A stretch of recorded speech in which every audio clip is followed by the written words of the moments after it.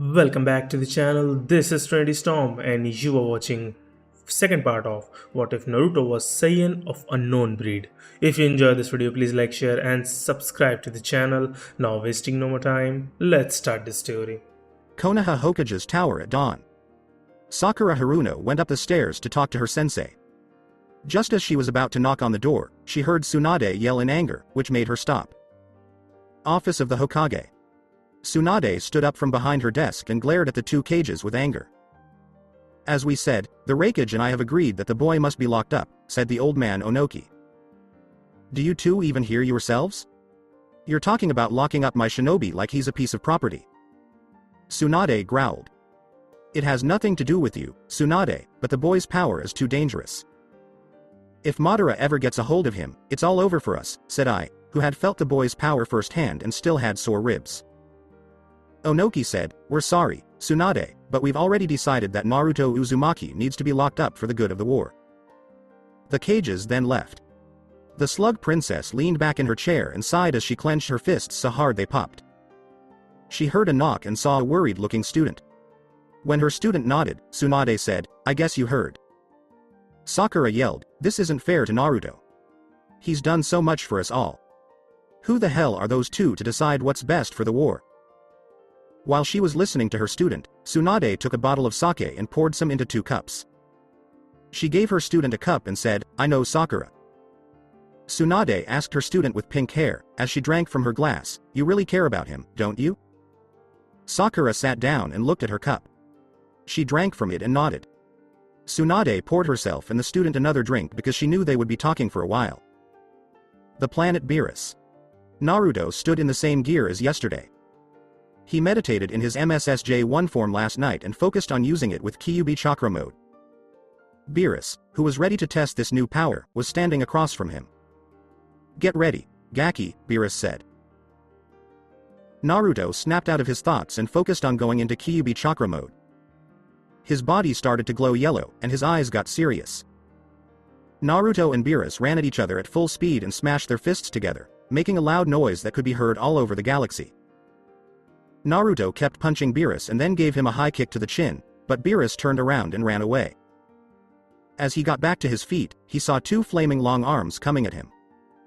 He moved out of the way as they hit the ground and made a crater. Naruto flew through the air and fought hand to hand with Beerus. Naruto threw many kicks, but Beerus blocked them all. The flaming arms suddenly shot out and hit the destroyer in the stomach, knocking him back. The arm followed and tried to hit him again, but Beerus dodged it as Naruto came at him and they both kicked each other. Beerus and Naruto both smiled. As they moved away from each other, they exchanged punches and blocks. Beerus landed 2 chops to Naruto's chest and neck, while Naruto landed 2 punches and then a jumping back kick that Beerus blocked but still sent Naruto back. A key clone appeared in front of Beerus, who was knocked back and managed to block the rising kick. 2 chakra arms shot out of the clone's back at the destroyer, but he kicked the clone back, and then a ki blast destroyed the clone. Beerus moved left and right when he saw 2 copies of himself. He then looked down and saw 2 more clones coming at him with a rising kick. Beerus stopped the attacks by grabbing their legs and swinging them at the other clones, killing them as well. The real Naruto kicked Beerus again when he came back to him. As he kept punching left and right, he switched sides. His chakra arms grew out of his back and started punching the destroyer. Beerus still had his guard up to block the punches, and when he saw an opening, he elbowed the Saiyan in the stomach, making him cough up a big glob of saliva. But he wasn't done. He went behind Naruto and elbowed him in the back. Then he came back in front and hit Naruto with a spinning kick that sent him flying back. Beerus came at him while he was in front of him. He blocked a kick and landed a punch to the stomach, but Naruto didn't move. He went for a knee, but Beerus did the same, causing their knees to hit. As they charged at each other again, they split up. Naruto's elbow hit one of the destroyers, and both of them moved back. Naruto used 1 chakra arm to attack Beerus, but Beerus was able to avoid it. What Beerus didn't expect was for a second chakra arm to come out of the same arm and form a Rasengan. Naruto went for the attack, but the fact that he was a destroyer for Centurious helped Beerus a lot. Beerus turned the attack back on Naruto, who fell but got back up. Whis looked at Naruto, who seemed fine, as if the attacks had never happened. It's amazing that he can stand up to that attack. Beerus-sama had to increase his strength to turn that attack away. Is there anything else you can show Naruto-san? Naruto took a step forward, then vanished in an instant. He then appeared behind Beerus and threw an axe handle, which made the destroyer crash into the ground and send smoke into the air. The majestic Saiyan waited for the smoke to clear while he stood in the air. Beerus came out of the smoke at him quickly and threw a series of kicks and punches. Naruto was able to block some of them, but a combination of kicks and punches to the body and face knocked him down. He stood up and popped his neck while shaking his head. Beerus told him, "You're doing much better than you were before, and I can see how this technique of yours is useful." Naruto laughed and scratched behind his head. "You're not letting go, are you?" Beerus asked his student in a threatening way. Naruto swallowed a lump. Maybe a little," he said sheepishly. But that changed when Beerus appeared in front of him and punched him hard in the gut. He was then kicked far back into some big boulders, breaking them up into rubble. "I'll just beat you up until you take me seriously," Beerus said. He then sent a lot of ki blasts at the rubble, which caused it to explode and hide Naruto.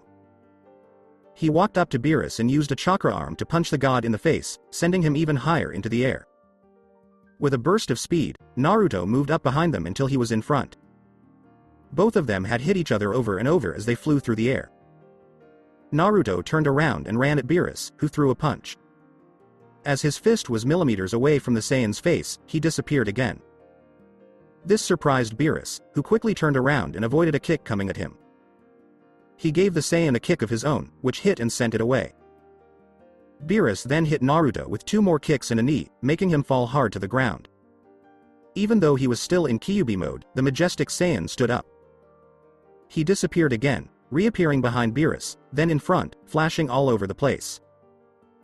Beerus focused, and at that moment, he turned and put an elbow on Naruto's face, but he pooped away, which surprised the destroyers. Beerus's eyes got big when he turned around and saw Naruto in front of him. He saw the Rasengan and was ready to stop it, but Naruto disappeared. The destroyer felt pain behind his back and turned around to see Naruto above him with the Rasengan connected. The Saiyan yelled, "Rasengan!" And Beerus fell to the ground and crashed into some trees. Whis was surprised by this. Amazing. He tricked Lord Beerus into attacking a clone before closing in, but he only needed a split second because he knew Beerus could change his attack at close range. Beerus came out of the tree, but he had a purple glow around him. "That's what I was waiting for." Naruto smiled when he saw Beerus charging at him, so he did the same. They fought, but Beerus won quickly, landing blow after blow to Naruto's body until he was thrown down hard and Naruto caught him. Beerus cried out as his body turned purple and sent out thousands of purple ki blasts. Naruto used his huge chakra arms to protect him from the attacks. Soon, he had to let go of his chakra arms and flip backwards to make room. He fired a lot of white ki at Beerus's, which caused a small explosion and filled the air with black smoke. Naruto didn't waste any time and changed into MSSJ1 while he was still using Kyubi chakra. He did this just in time for Beerus to attack. Naruto was able to block it easily, and he started to match his sensei's speed by dodging his attacks and blocking them while countering them with his own. The majestic Saiyan attacked Beerus with a flurry of punches from both his fist and his chakra arms.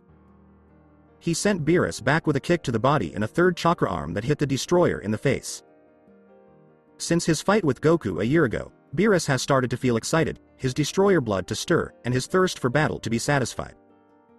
Both Destroyer and Majestic Saiyan charged at each other, throwing big punches back and forth and making a lot of shockwaves. They got into a fight to see who was stronger, and as their energies went through the roof, they kicked each other far away. Beerus smiled and said, "Show me that power, Gaki." He and Naruto both ran toward their student at the same time, slamming their feet together and making a loud boom.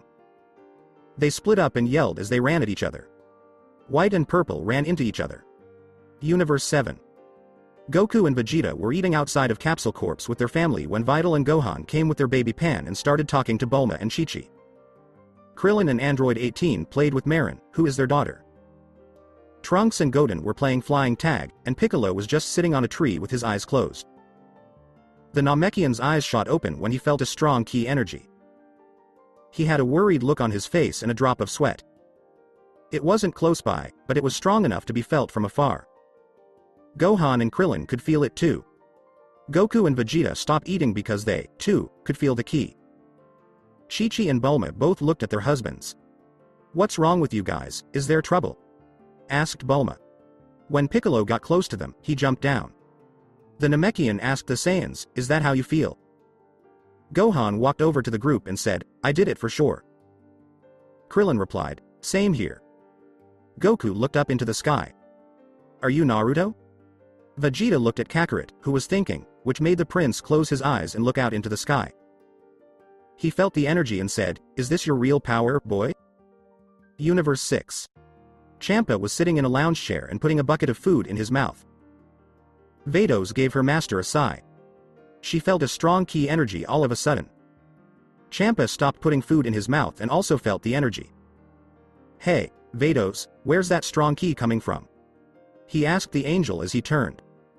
Vados looked at the energy that had led her to Beerus's planet and then at the jewel on her scepter.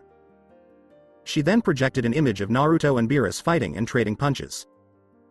Beerus-sama seems to be training the majestic Saiyan that the Grand Priest talked about. Based on how the battles are going, Beerus-sama is holding back, but I can see he's using half his strength.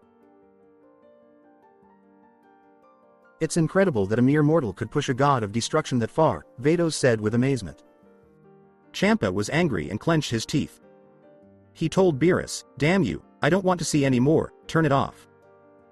Vados did what she was told, but she kept watching the fight through the jewel orb because the majestic Saiyan was becoming more interesting to her. Konoha Zero Universe. Hinata was practicing her new and better Juken moves in the dojo that her family owned. Just as she was about to finish, she felt a strong chakra, but it was a chakra she knew. Hinata thought, "Naruto-kun," as she walked outside and looked up at the stars in the night sky. "Please take care."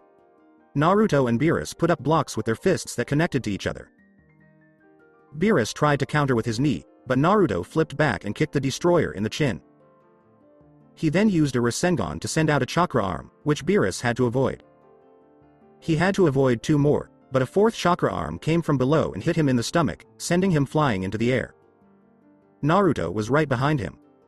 He put his knee into Beerus's back and slammed an axe handle down, which made Beerus fall to the ground. Naruto then pulled his chakra arms back, making a large white ki energy.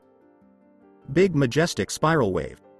He yelled as he thrust his arms forward, sending a powerful white spiral stream of energy at the ground. The big energy dug into the ground, but it started to show Beerus, who was covered in a big purple aura. Beerus used one hand to block the attack, which he quickly destroyed.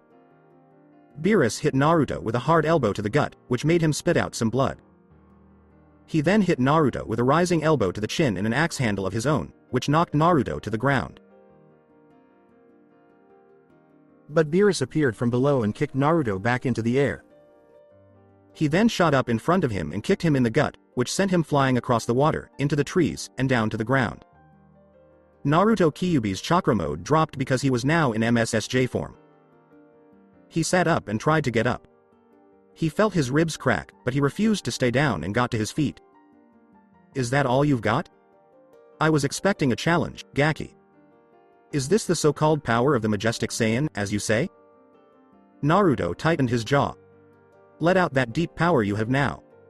Show me your limmy," roared Beerus as his energy rose high. Naruto ignored the pain as he roared into MSSJ2, but he kept sending more energy out, which made the planet shake.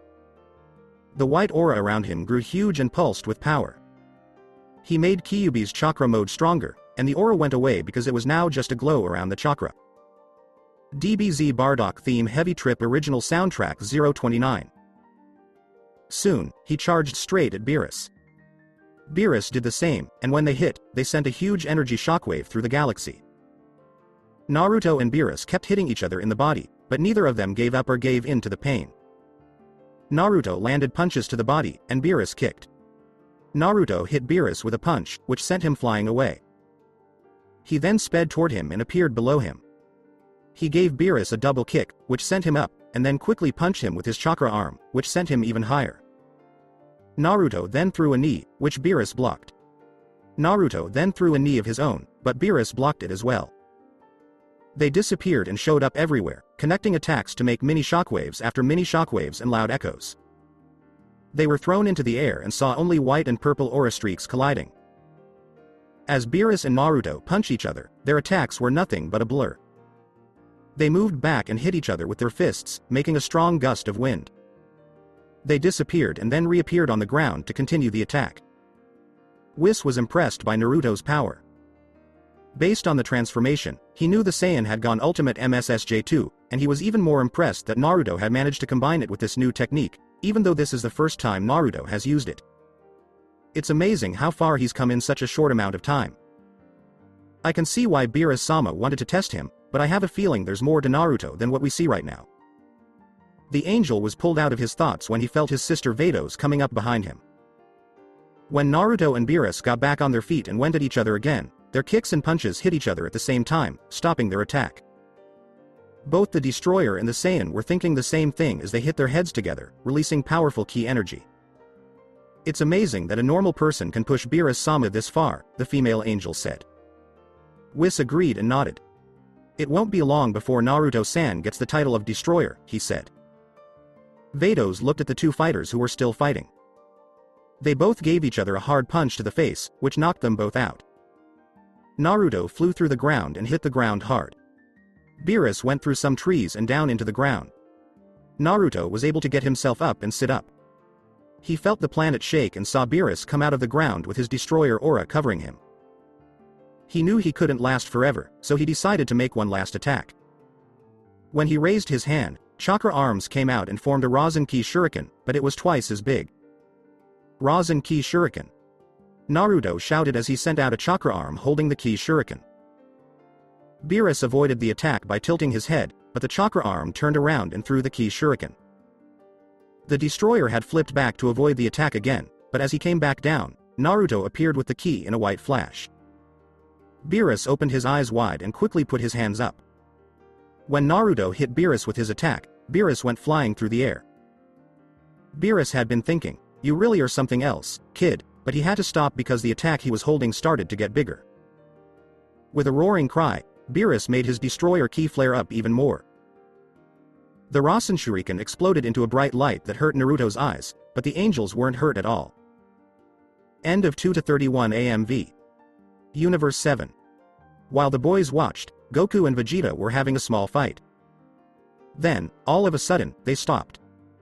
The other people felt the same huge amount of ki energy, but it felt a little bit stronger.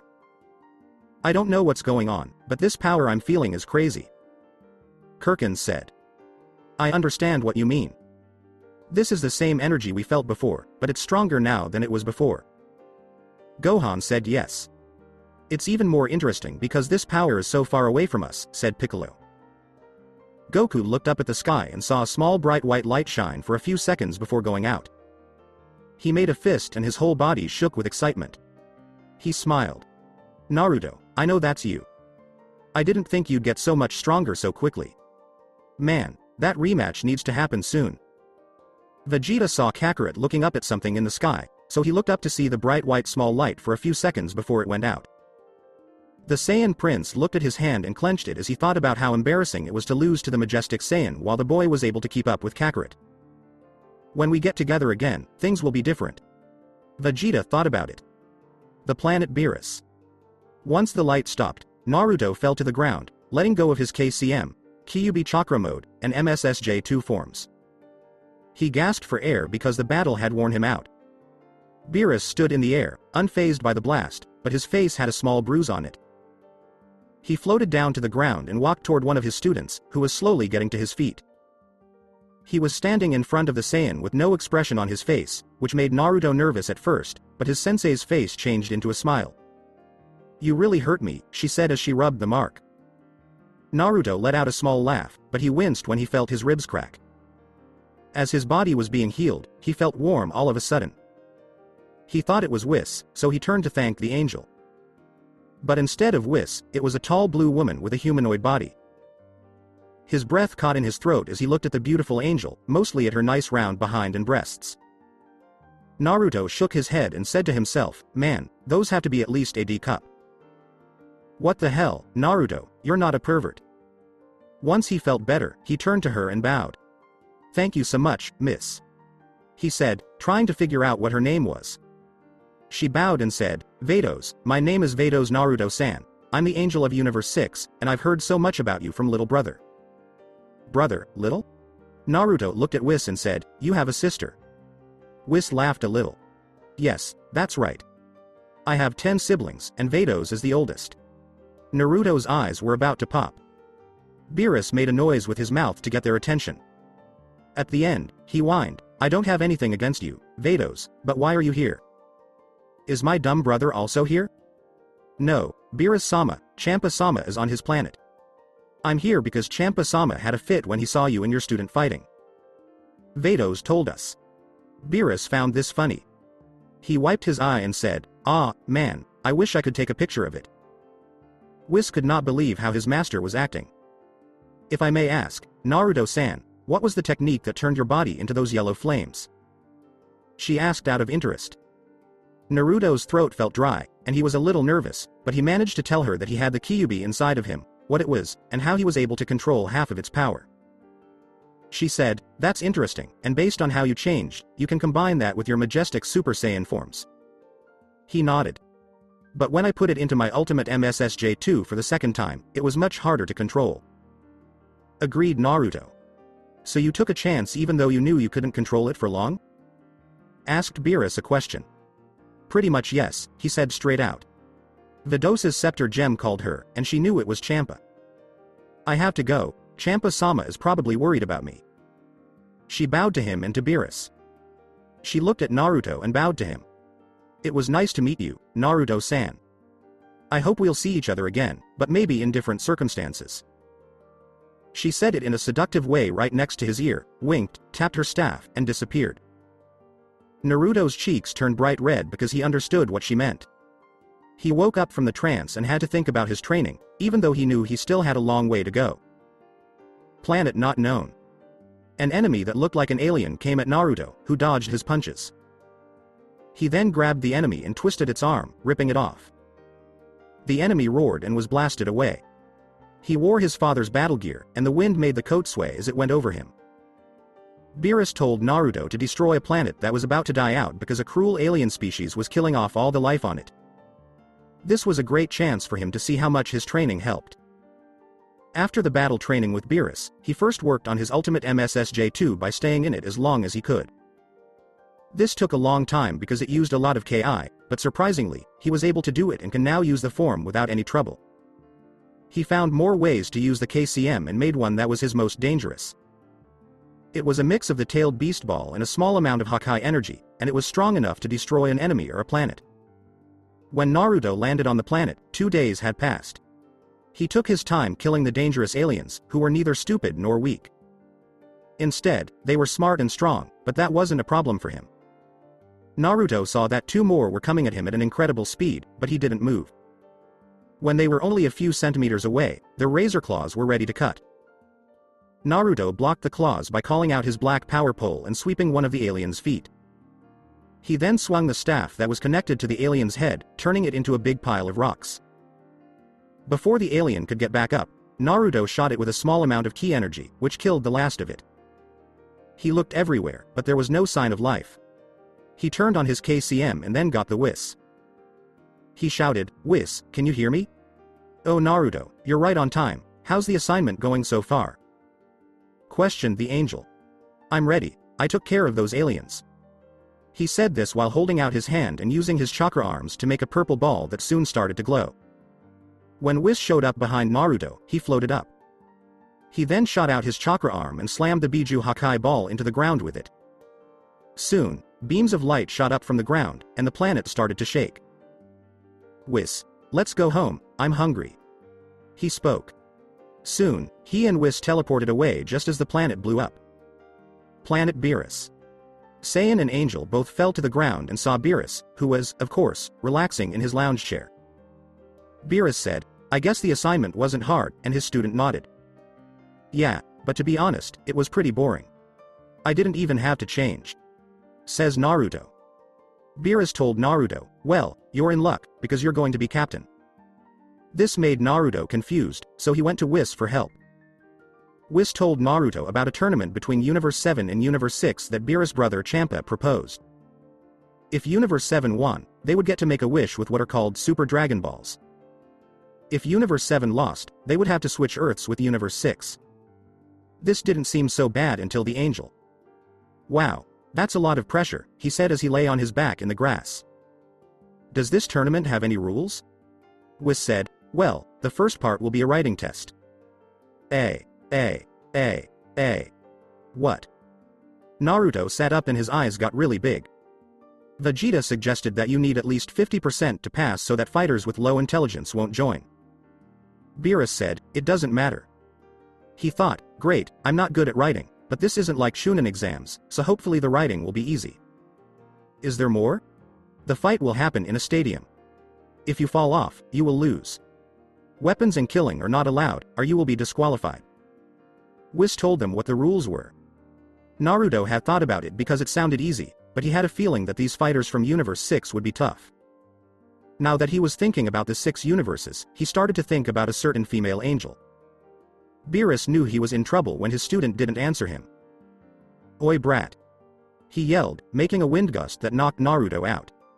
He flew into a tree and broke his neck. Ow, ow, ow, Naruto said in pain as he got down from the tree and turned to his sensei. He asked, sorry, sensei, what did you say? I said we were going to Universe 7 to meet with Goku and Vegeta. Are you coming? Beerus did ask. There's nothing better to do. As they went away, Naruto gave a nod, and Whis tapped his staff.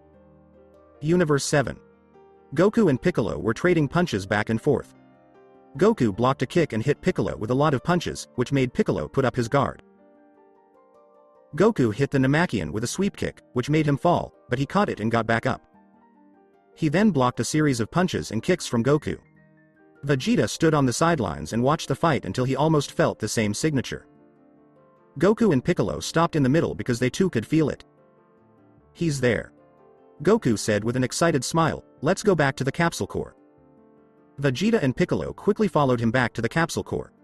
When Naruto, Beerus, and Whis got to Earth, the blonde Saiyan looked around and saw that it was very different from his home. Goku smiled and waved at the three, saying, Beerus-sama Whis, Naruto. Naruto walked up to him and said, yo, Goku. Goku saw this and said, I can tell you've been training hard. Naruto gave a nod and a smile. Yes, I trained with Whis on Beerus's planet in his scepter. I learned as much as I would have in 3 years in just 3 days. Whoa, no way, that's why your ki is so much stronger, but you're not the only one, Goku said with a small smile of confidence. Naruto knew what Goku meant because he could feel the orange-clad Saiyan's ki, which was much stronger than the last time. This surprised him a little, but it made him happy. Good, then our rematch will be a lot harder, he said with a smirk, still feeling confident. Vegeta walked over with his arms crossed and said, don't think Kakarot is the only one getting stronger. We'll see, Naruto said with a grin that said, let's see. I hate to break up this conversation, but it's best that we leave now, Beerus told the angel. Whis, is everyone ready? Whis told hi Beerus-sama, everyone is already in the cube. Beerus, who was walking in the cube with Vegeta, Goku, and Naruto, said, alright, then let's not waste time. Whis was on top. He tapped his scepter, which made the cube float, and the group took off at the speed of light. Naruto sat cross-legged on the floor with a plate of meat and began to eat it with Goku and Vegeta. After a few minutes, the cube slowed down a little because they had reached their destination planet, but what really shocked everyone was seeing the huge Dragon Balls. Even Naruto was shocked by what he saw. Naruto, still amazed, said, now we know why they're called Super Dragon Balls. Goku and Vegeta both nod to show they agree. The group went through the dome and liked what they saw of the place and arena. Naruto said, not bad, but I like the arena. Goku smiles and nods. This is great, because it will be just like the World Cup. When Vegeta took a look around, he saw Champ. He poked Goku in the arm to get his attention and said, Kakarot. He then pointed to Champa. So that's Beerus-sensei's brother, Naruto said as he took in Universe 6 God's appearance. Nod, Goku. Yeah, even though they can't stand each other for some reason. Veto's was heard. Now, if you'll just follow me, I'll lead you to the first challenge, she said to Naruto as she winked at him. Naruto saw that the wink made the blonde Saiyan blush, and he told her so. As Bulma yelled about not failing the test, the group went after the angel. The group climbed some stairs, and when they got to the top, they looked at the other competitors. Naruto saw a big robot, a big gold space bear, a short boy who looked to be between 14 and 15, a blue alien with black horns and armor-like skin, and a tall, muscular humanoid man with purple skin who was wearing a trench coat and boots.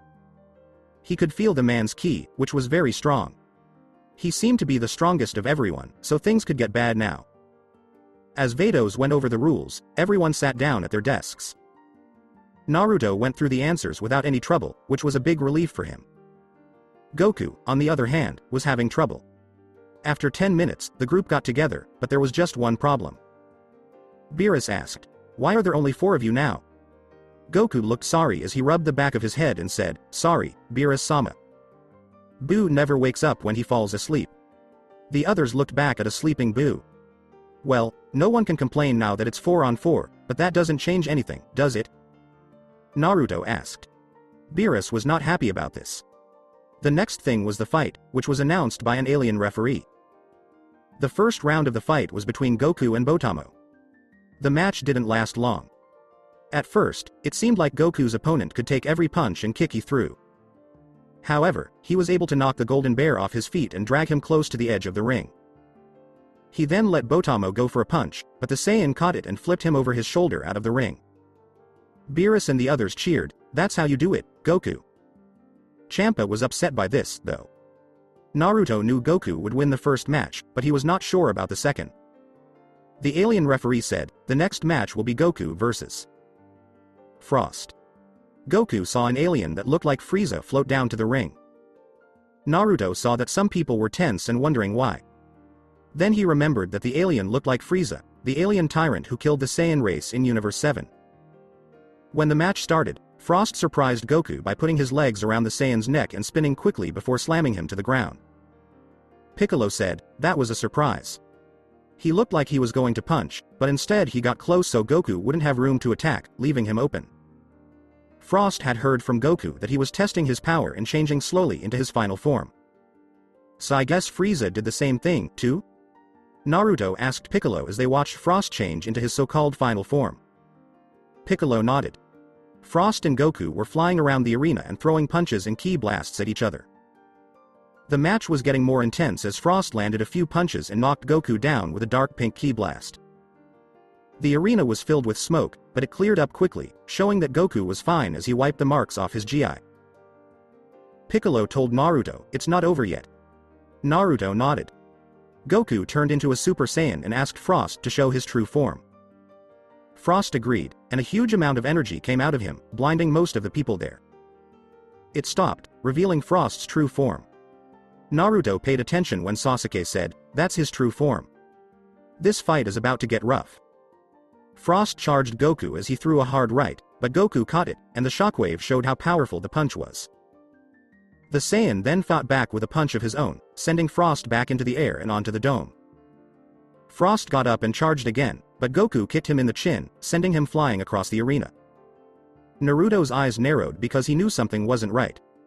Goku is strong, but Frost seemed to be avoiding Goku's attacks on purpose. Frost was barely able to get up, and he was covered in bruises. He went for a punch, which Goku easily blocked, but then something strange happened. Goku started to look sleepy and weak, and his body started to sway. Naruto told Piccolo, "Something is wrong."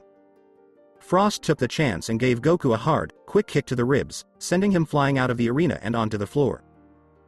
Universe 7 and the guys were shocked, and Chi-Chi called out to her husband and Goten. The referee said, "Goku loses by ring out. The winner is Frost." Champa laughed and said, "Way to go, Frost." He then gave a cocky smile to his brother and said, "It looks like your best fighter has been taken out." Beerus gritted his teeth but kept his cool. As long as Naruto and Vegeta are still in the tournament, he still has a chance. Goku flew to Piccolo after he got better. Naruto sat down on a couch near Vegeta. "You smell something fishy about that match?" The Saiyan Prince grunted to show that he agreed. They watched the match while Piccolo was getting ready for his special attack. He had been avoiding ki beams, which he had been doing well until one went through his leg and threw him off. But he was able to deal with the pain, and he soon made multiple copies of himself, which made his opponent confused. Frost started shooting all around until he found the real one and got close enough to attack with a flurry of punches, a kick to the injured leg, and another solid one to the chest, sending the Namekian back and making him stop attacking. Frost thought he would win, but what he didn't expect was Piccolo's arm wrapping around him. Naruto listened to Piccolo explain his plan, which made him think, damn, he's just as smart as Shikamaru, and that's saying something. He looked over at Frost and saw that he was pulling his arm in. Suddenly, Piccolo started to act the same way as Goku. He had no choice but to let go of Frost, who suddenly appeared in front of him and shot a key through his chest, making the Namekian cry out in pain as he fell to the ground. The referee checked to see if Piccolo was still alive, and he was, so he gave the match to Frost by knockout. Universe 7 was shocked again, but Beerus was more angry than shocked. Naruto looked closely at Frost. He went into Sage mode and saw what looked like a tiny hole on the alien's wrist. He stood up and walked to the balcony. "I call a challenge," he said. He shouted to get everyone's attention. "Hey, what's the big deal?" Champa asked. "You almost fooled everyone, but not me," Naruto told Frost. "Check Frost for weapons," he told the ref. "How dare you say that one of my fighters cheated?" said Champa, who was angry about the claim. Beerus shouted, "You're not getting out of this, brother. Referee, I want you to search Frost this instance." The referee, afraid of being hurt, walked quickly over to Frost and checked him over from head to toe until he found a tiny hole in Frost's wrist. When he looked closer, he saw a needle covered in a purple substance. When he poked it, he felt dizzy. When the referee got his bearings again, he said, "Frost was caught with a weapon, so he's out." Champa was angry about this and asked Vados why she chose him. Vados said she was following Champa-sama's orders, which were to find a fighter who will win by any means necessary. Champa was angry at himself for his choice of words. Vados kept talking about the true Frost and what he does, which shocked everyone except Frost, who smiled evilly and said that his nice persona was just a lie to hide his real goals. After hearing Frost's reasons, Naruto's ki got out. He was going to tell the ref, but Vegeta beat him to it. He told the ref not to disqualify Frost and that he'll fight him, and he even asked the ref to let Frost use poison. Frost was still full of himself as he charged, even though the match had already started. He didn't expect Vegeta to appear in front of him in Super Saiyan form and punch him so hard in the gut that it blew Frost back into the air and broke through the dome, knocking him out. Ring Out has gotten rid of Frost. The winner is Vegeta, the referee said. Most of Universe 7's cheers were for Trunk and Bulma. Naruto made a joke that made Goku laugh and said, "Well, that didn't take long. Like canon, I'll skip over Vegeta's first two fights." The ref said, "The next match will be Vegeta versus Hit." The tall, strong man floated calmly down the arena. Vegeta looked at his last opponent and saw that he was strong, but he was not going to lose. Naruto went up to Whis and asked, "Do you know anything about that guy, Whis-sensei?" Whis was told, "His name is Hit, and he is known as the most skilled killer in Universe 6. Whis went on, "He has never missed his target, so they call him Hit the Infallible." Naruto looked at the man known as Hit. "Whoa, he's really good?" Goku was impressed as he watched the match at this point. As soon as the match began, Vegeta changed into blue SSJ. Electricity crackled around him, and Hit took a position. Vegeta made fun of him for how he was standing, but Hit didn't move. Even his face didn't change. From Naruto's point of view, Vegeta had no way out. This guy was serious, and Naruto looked at Goku, who was grinning. Vegeta moved forward, but Hit disappeared so quickly that it shocked the Saiyan. Hit then appeared in front of Vegeta, hit him in the face, and sent him back. The group was taken aback. What went wrong? Goku was stunned. "I didn't see it at all?" Piccolo said, and he did the same thing. This surprised Naruto. Even when I was in my normal Sage mode, I couldn't follow his movements. Vegeta went to attack again, but the man appeared out of nowhere and hit Vegeta in the chest, head, and throat. This sent the Saiyan Prince flying back, and he barely caught himself before spitting out a big glob of blood. As Naruto watched the match, he thought, with all those hits, no normal person would even be alive, let alone walk back up. It's no wonder he's called the ultimate assassin, but that speed. Skip to the part where Vegeta is knocked out. Winner by knockout. Hit. The game is over, the referee said, and Hit walked away with his hands in the pockets of his trench coat. Hit felt like two people were looking at him. When he turned around, he saw Goku and Naruto for a few seconds and then walked away. Goku flew over to his friends while Naruto went to Whis. Naruto told his teachers, something tells me that Hit is more than just a fast guy. Whis nods and tells Naruto, you're right. Hit has been using a method called time skip, which lets the user skip ahead in time for a short time. Naruto laughed. That's an amazing technique, he said as he watched Goku warm up. Beerus didn't show it, but he was getting worried about his chances of winning. It looks like Goku will be next. I hope he can find a way to beat this Hit guy, he said. Whis told Beerus-sama, don't forget about Naruto. He's your apprentice, and we haven't seen what he can do since you sent him on that mission. Beerus looked at his student, who was watching the game. The referee said, began. Goku ran at Hit, disappeared, and then showed up behind him. He went for a low kick that looked like it might land, but Hit kneed him in the stomach and sent him back.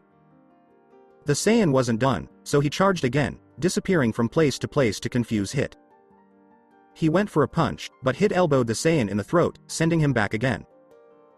Goku got up and gave a small laugh, which confused Hit. Goku said, I think I'm starting to see your attacks now. This didn't bother the assassin. What does he mean? Vegeta asked the Namek, but he didn't know. Naruto was also confused. Goku went for an attack when he was close, which in a second had his knee up, but he blocked it with his forearm, which shocked everyone. Goku went on the offensive, blocked Hit's punch, and went for his own, but slipped. He then used his move, a back fist that just missed Hit. Naruto was shocked and said, he just missed him. Goku used SSJ Blue, and the two of them hit each other with punch after punch. Goku was getting the upper hand, though, and an uppercut hit sent Blue back. Everyone cheered for Goku, and Beerus said, that's it, Goku. Skip forward in time until Goku uses Kaioken times 10 with SSJ Blue. He let out an energy called Kaioken, which most of the fighters knew. He didn't stop as the Kaioken energy and his SSJ Blue energy grew stronger together. Naruto was surprised by this. Was Goku holding back this much against him, or did he train to this level? He looked at his hand and clenched it as he shook with excitement because he couldn't wait for the rematch. Kaioken x10. Goku yelled as the energy roared in power and his skin turned red while still in his SSJB. He charged at Hit with insane speed. Hit didn't expect such speed and was hit in the face, knocking him back. Goku didn't stop as he unleashed a barrage of kicks and punches that Hit was barely able to avoid. He used his time skip to attack, but to his surprise, Goku still moved at fast speed and kept attacking. Goku felt his SSJB energy draining because of the Kaioken. For one last attack, he appeared on the ground and cupped his hand back, making a big ball of blue energy. He then let out a powerful Kamehameha, but Hit held it back while being pushed back against the dome as it cracked. Hit still held the attack, and when he saw Goku flying toward him, ready to deliver the final blow, the dome broke from all the energy that was released. Everyone was being pulled out of the vacuum of space, but luckily Whis and Vados had fixed the damage. When the smoke cleared, the crowd looked for the two fighters and couldn't find them. Naruto looked up, saw the fighters on their god portraits, and told them where they were. Everyone looked up and saw that both fighters were panting hard, and Goku looked like he was about to pass out. Beerus was sweating a trickle, and Champa was sweating bullets. Goku suddenly fell forward off the picture and onto the floor of the arena. Even Naruto was shocked. The referee checked on Goku by putting his finger on his wrist and feeling his pulse, which was beating. Goku is out, so the winner by technical knockout is Hit. Hit floated down to the arena and looked at Goku, who was still unconscious. As Goku began to wake up and feel his muscles burning, he gave the assassin a weak smile. Goku said, looks like you win. Hit for the first time smiled a little. Goku-san, you're the first person to push me to a new level. I never thought I'd face a fighter like you who could push me that far, he said with respect. Goku smiled and laughed a little, but he was in too much pain to keep going. He passed out. Piccolo got him and brought him back to the rest of the group. Champa gave Beerus a cocky smile and said, ha ha ha, nice one Hit. This made Beerus angry. Looks like it's my turn, Naruto said. He took off his coat and put it on the ground, leaving his staff behind. Hit will fight Naruto Uzumaki in the next match, the referee said. Naruto flew down to the arena. Bulma asked, does anyone know how strong this Naruto guy is? He looks like he's only 16 or 17 years old. Krillin rubbed his chin. Goku did tell me in Piccolo that he and Vegeta fought a Saiyan named Naruto from another universe. Naruto easily beat Vegeta, and he was able to keep up with Goku, he said, shocking everyone. No way Dad lost to him? Asked a shocked Trunks. Yamcha said, well, if he was able to keep up with Goku, hopefully he can beat this hit guy. Naruto looked at his opponent, who seemed a little hurt and tired but still able to fight. That hit guy doesn't even look that tired. It's amazing he can keep going after that attack from Goku. Piccolo moved his eyes from Hit to Naruto and felt his energy. This kid's energy is insanely high, like Goku's, but I can feel another energy source in him. What is it? Whis said, it all comes down to Naruto versus Hit. Let's see how far he's come. Beerus wasn't too worried when he said, I hope the Gaki can pull this off. Champa asked his angel, so this is the Saiyan my brother has been training.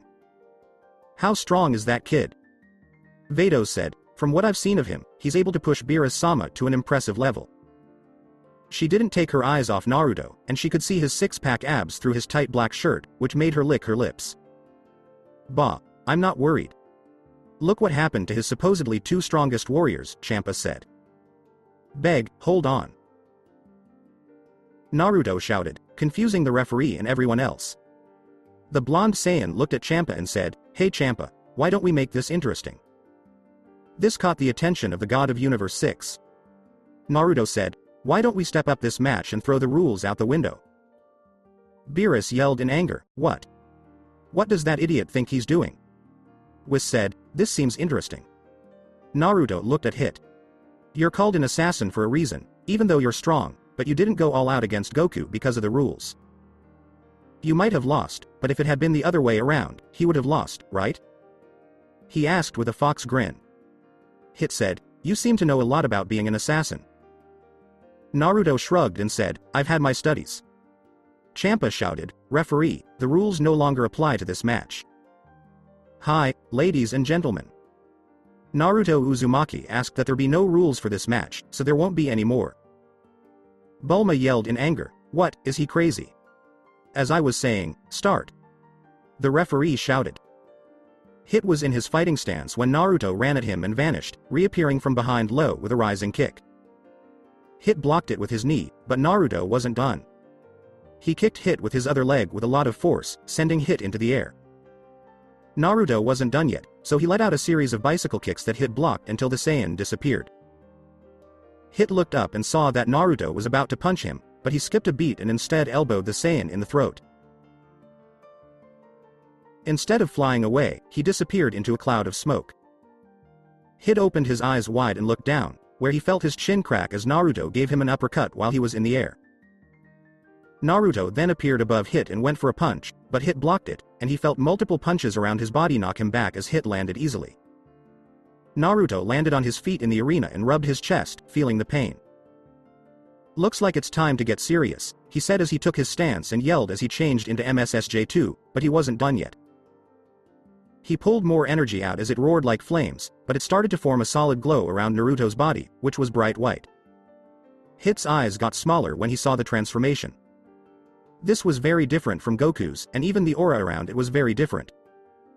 Okay, I've seen blonde, red, and blue Super Saiyans, but what about white? Bulma asked.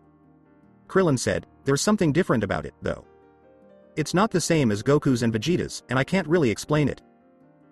Naruto told them, in case you were wondering, this is a different form of Super Saiyan. It's called Majestic Super Saiyan, but this form is called Ultimate Majestic Super Saiyan 2. He came at Hit again with crazy speed and was about to punch him, but Hit again used his time skip to land multiple blows in 3 seconds, knocking Naruto back, but then again disappeared in a puff of smoke. When did he? He was cut off as he turned to block a knee but didn't see the elbow hit the side of his head, then a kick to the chest knocked him back, but he still stood his ground. Champa was angry and asked Vegeta, how is he doing that? What is he doing?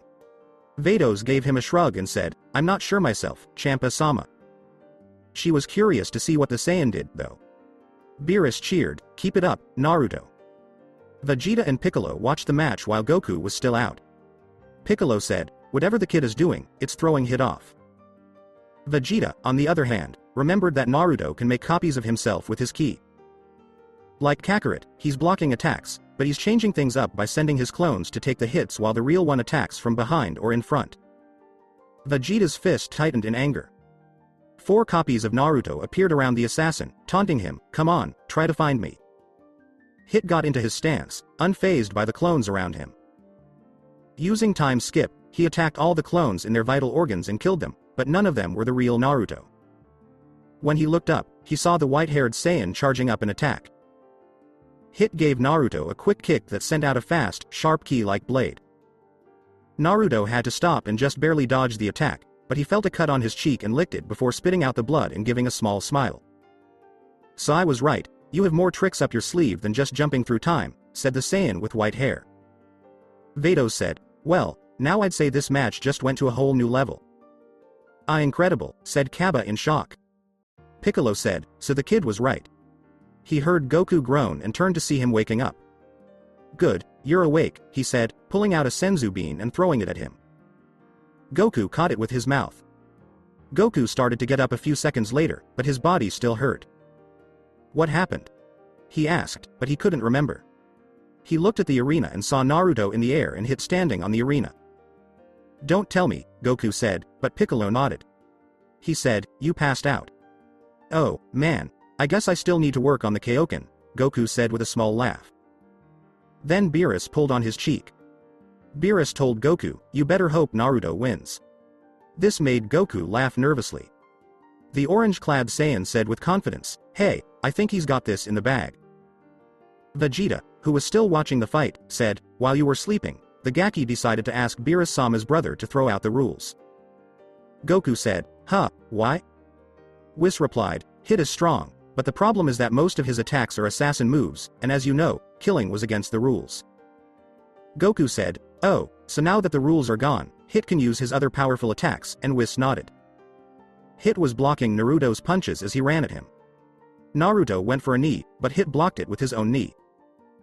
Their elbows collided, releasing a huge amount of energy. Naruto didn't look like he was struggling because he was smiling and enjoying the fight. Both warriors broke and jumped back.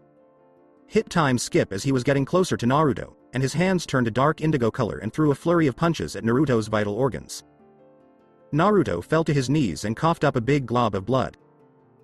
The referee came over and asked Naruto, "Can you keep going?" The pain made the Saiyan's body shake uncontrollably. He coughed up blood and was able to get to his feet. He gave the referee a nod.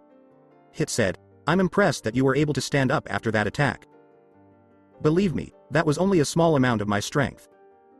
If I had used my full attack, you would have been dead." Naruto gave a small laugh, which confused the assassin. "Looks like I'll have to make you more serious," he said as he wiped the blood from his lips. Champa yelled, "Hit, don't just stand there, do something now." Naruto's eyes popped open as he went into Sage mode. He stood up, looked at Hit, and gave him a "bring it" sign. Hit accepted the challenge and used time skip to appear in front of Naruto, but he was shocked when Naruto blocked his attacks and hit him in the chest with a straight punch, sending a shockwave that made Hit spit out saliva and fall back. Hit held his chest, feeling the pain, and looked at the white Saiyan with the spiky hair. His eyes and aura were different, but there was something else about him, too. "It looks like you've noticed the aura around me, so let me explain. It's called Sage Mode, and it makes my attacks stronger, my speed faster, and my pain tolerance higher. I can also blend my ki into anything natural, like this air we're breathing, for example. The best part is that I was able to combine it with Super Saiyan mode, so now my attacks and speed are stronger than ever." Naruto said, impressing the other fighters.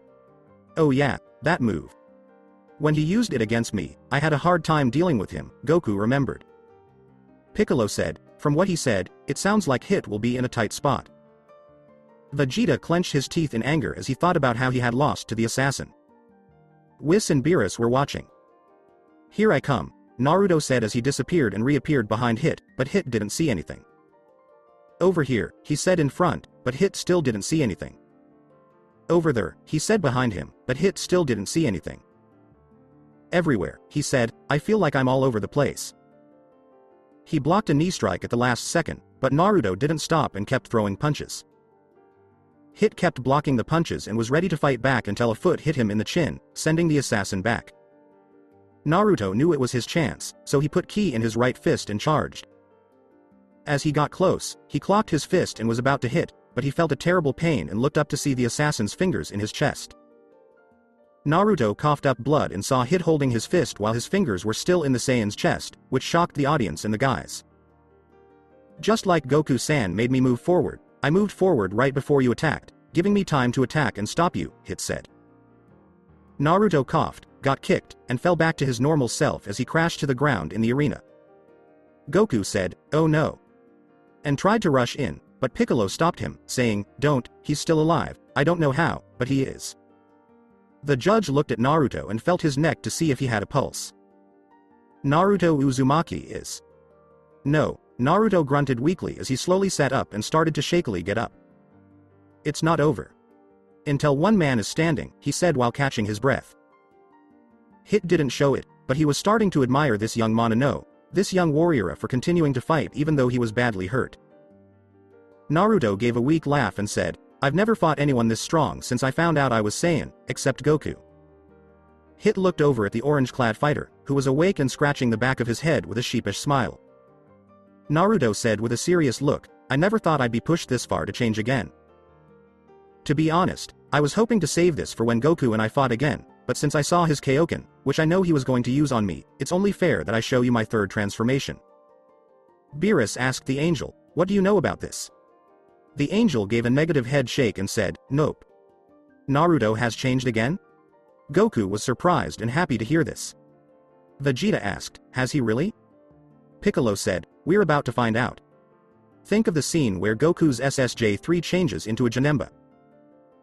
Naruto screamed as he used his MSSJ-2, but he kept going even as electricity crackled out of his body and his ki grew stronger.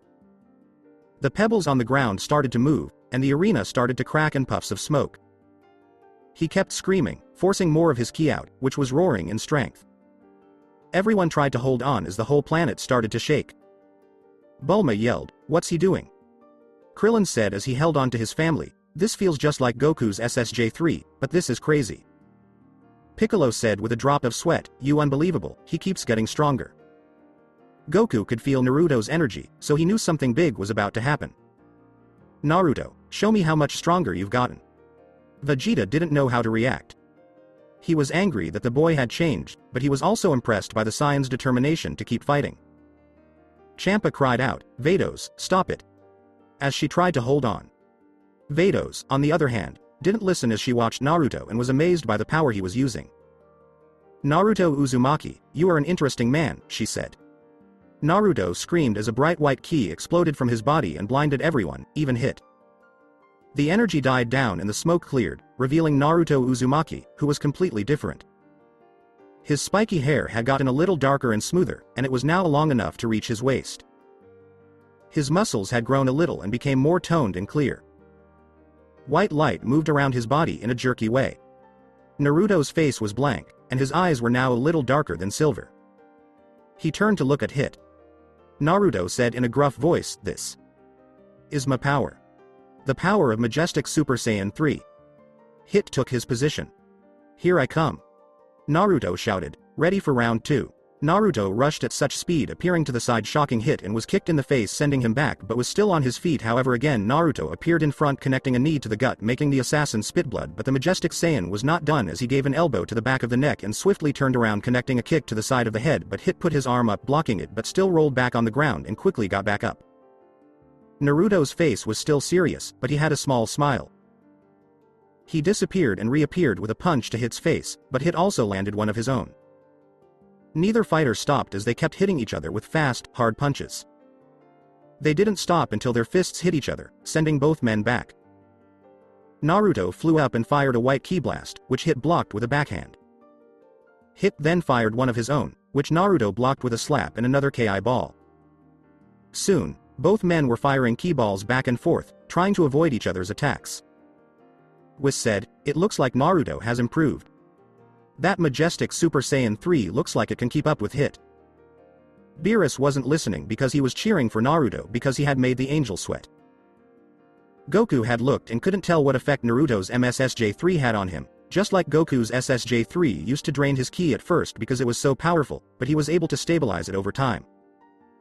Vegeta remembered when Kakarot fought Kid Majin Buu when he was in SSJ-3, but this form that the Gaki was showing was not from SSJ-3. Naruto pushed another Ki blast out of the way and then leaned his head back, roared, and fired a big Ki energy wave, which destroyed the assassin's attacks. Hit's eyes got big when he heard this, and he ran away to avoid the blast. The clearing smoke showed how badly Naruto's blast had hurt, and the arena looked like it was about to break in two. Yamcha yelled, "Holy shit!" and was hit by Bulma and Chi-Chi as they glared at him about the kids being there. Piccolo said, "You unbelievable," as he was shocked by how much power was shown by just that blast. Now that Goku knew that his rematch with Naruto would be better than ever, he was very excited. Vegeta wouldn't say it, but he was a little envious of the boy's strength. When he gets back to Earth, he's going to train harder than he ever has before. Naruto floated down and looked around for Hit. Just as he was about to move out of the way, the assassin jumped out of the ground and hit him with a knee to the chin, sending him flying into the air. Hit wasn't done, though, and he threw out a series of kicks that sent out multiple ki blades that Naruto quickly avoided. Naruto was hit with a barrage of chain punches that made him spit blood and a hard kick to the chest that sent him flying. Hit wasn't done, so he made a ball of energy and fired a powerful beam at the ground. This caused a big explosion that made people cover their eyes because of the flying debris. Once the smoke cleared, there was nothing there but a crater where Naruto had crashed. Hit's eyes narrowed because he knew it shouldn't have been that easy. On instinct, he turned around and put both arms up to block a kick that was going to hit him in the chest. He was still sent crashing down onto the arena, and Naruto and Hit both floated down slightly panting. Naruto gave himself a small smile as he enjoyed his battle, but he didn't know that the assassin was also enjoying it. Both fighters disappeared and showed up all over the arena. The people in Universe 7 were confused because they could hear the fight but couldn't see anything except Piccolo, Vegeta, Goku, Whis, and Beerus. Naruto threw 2 punches, and Hit fought back with 2 of his own. They exchanged kicks, elbows, and punches as they went back and forth. Hit Naruto in the chest with a punch, and Naruto hit in the chest with an elbow. Both fighters clashed heads as their energy poured out of their bodies. Both of them disappeared again and continued to attack each other. Naruto managed to grab Hit as Hit kicked him away.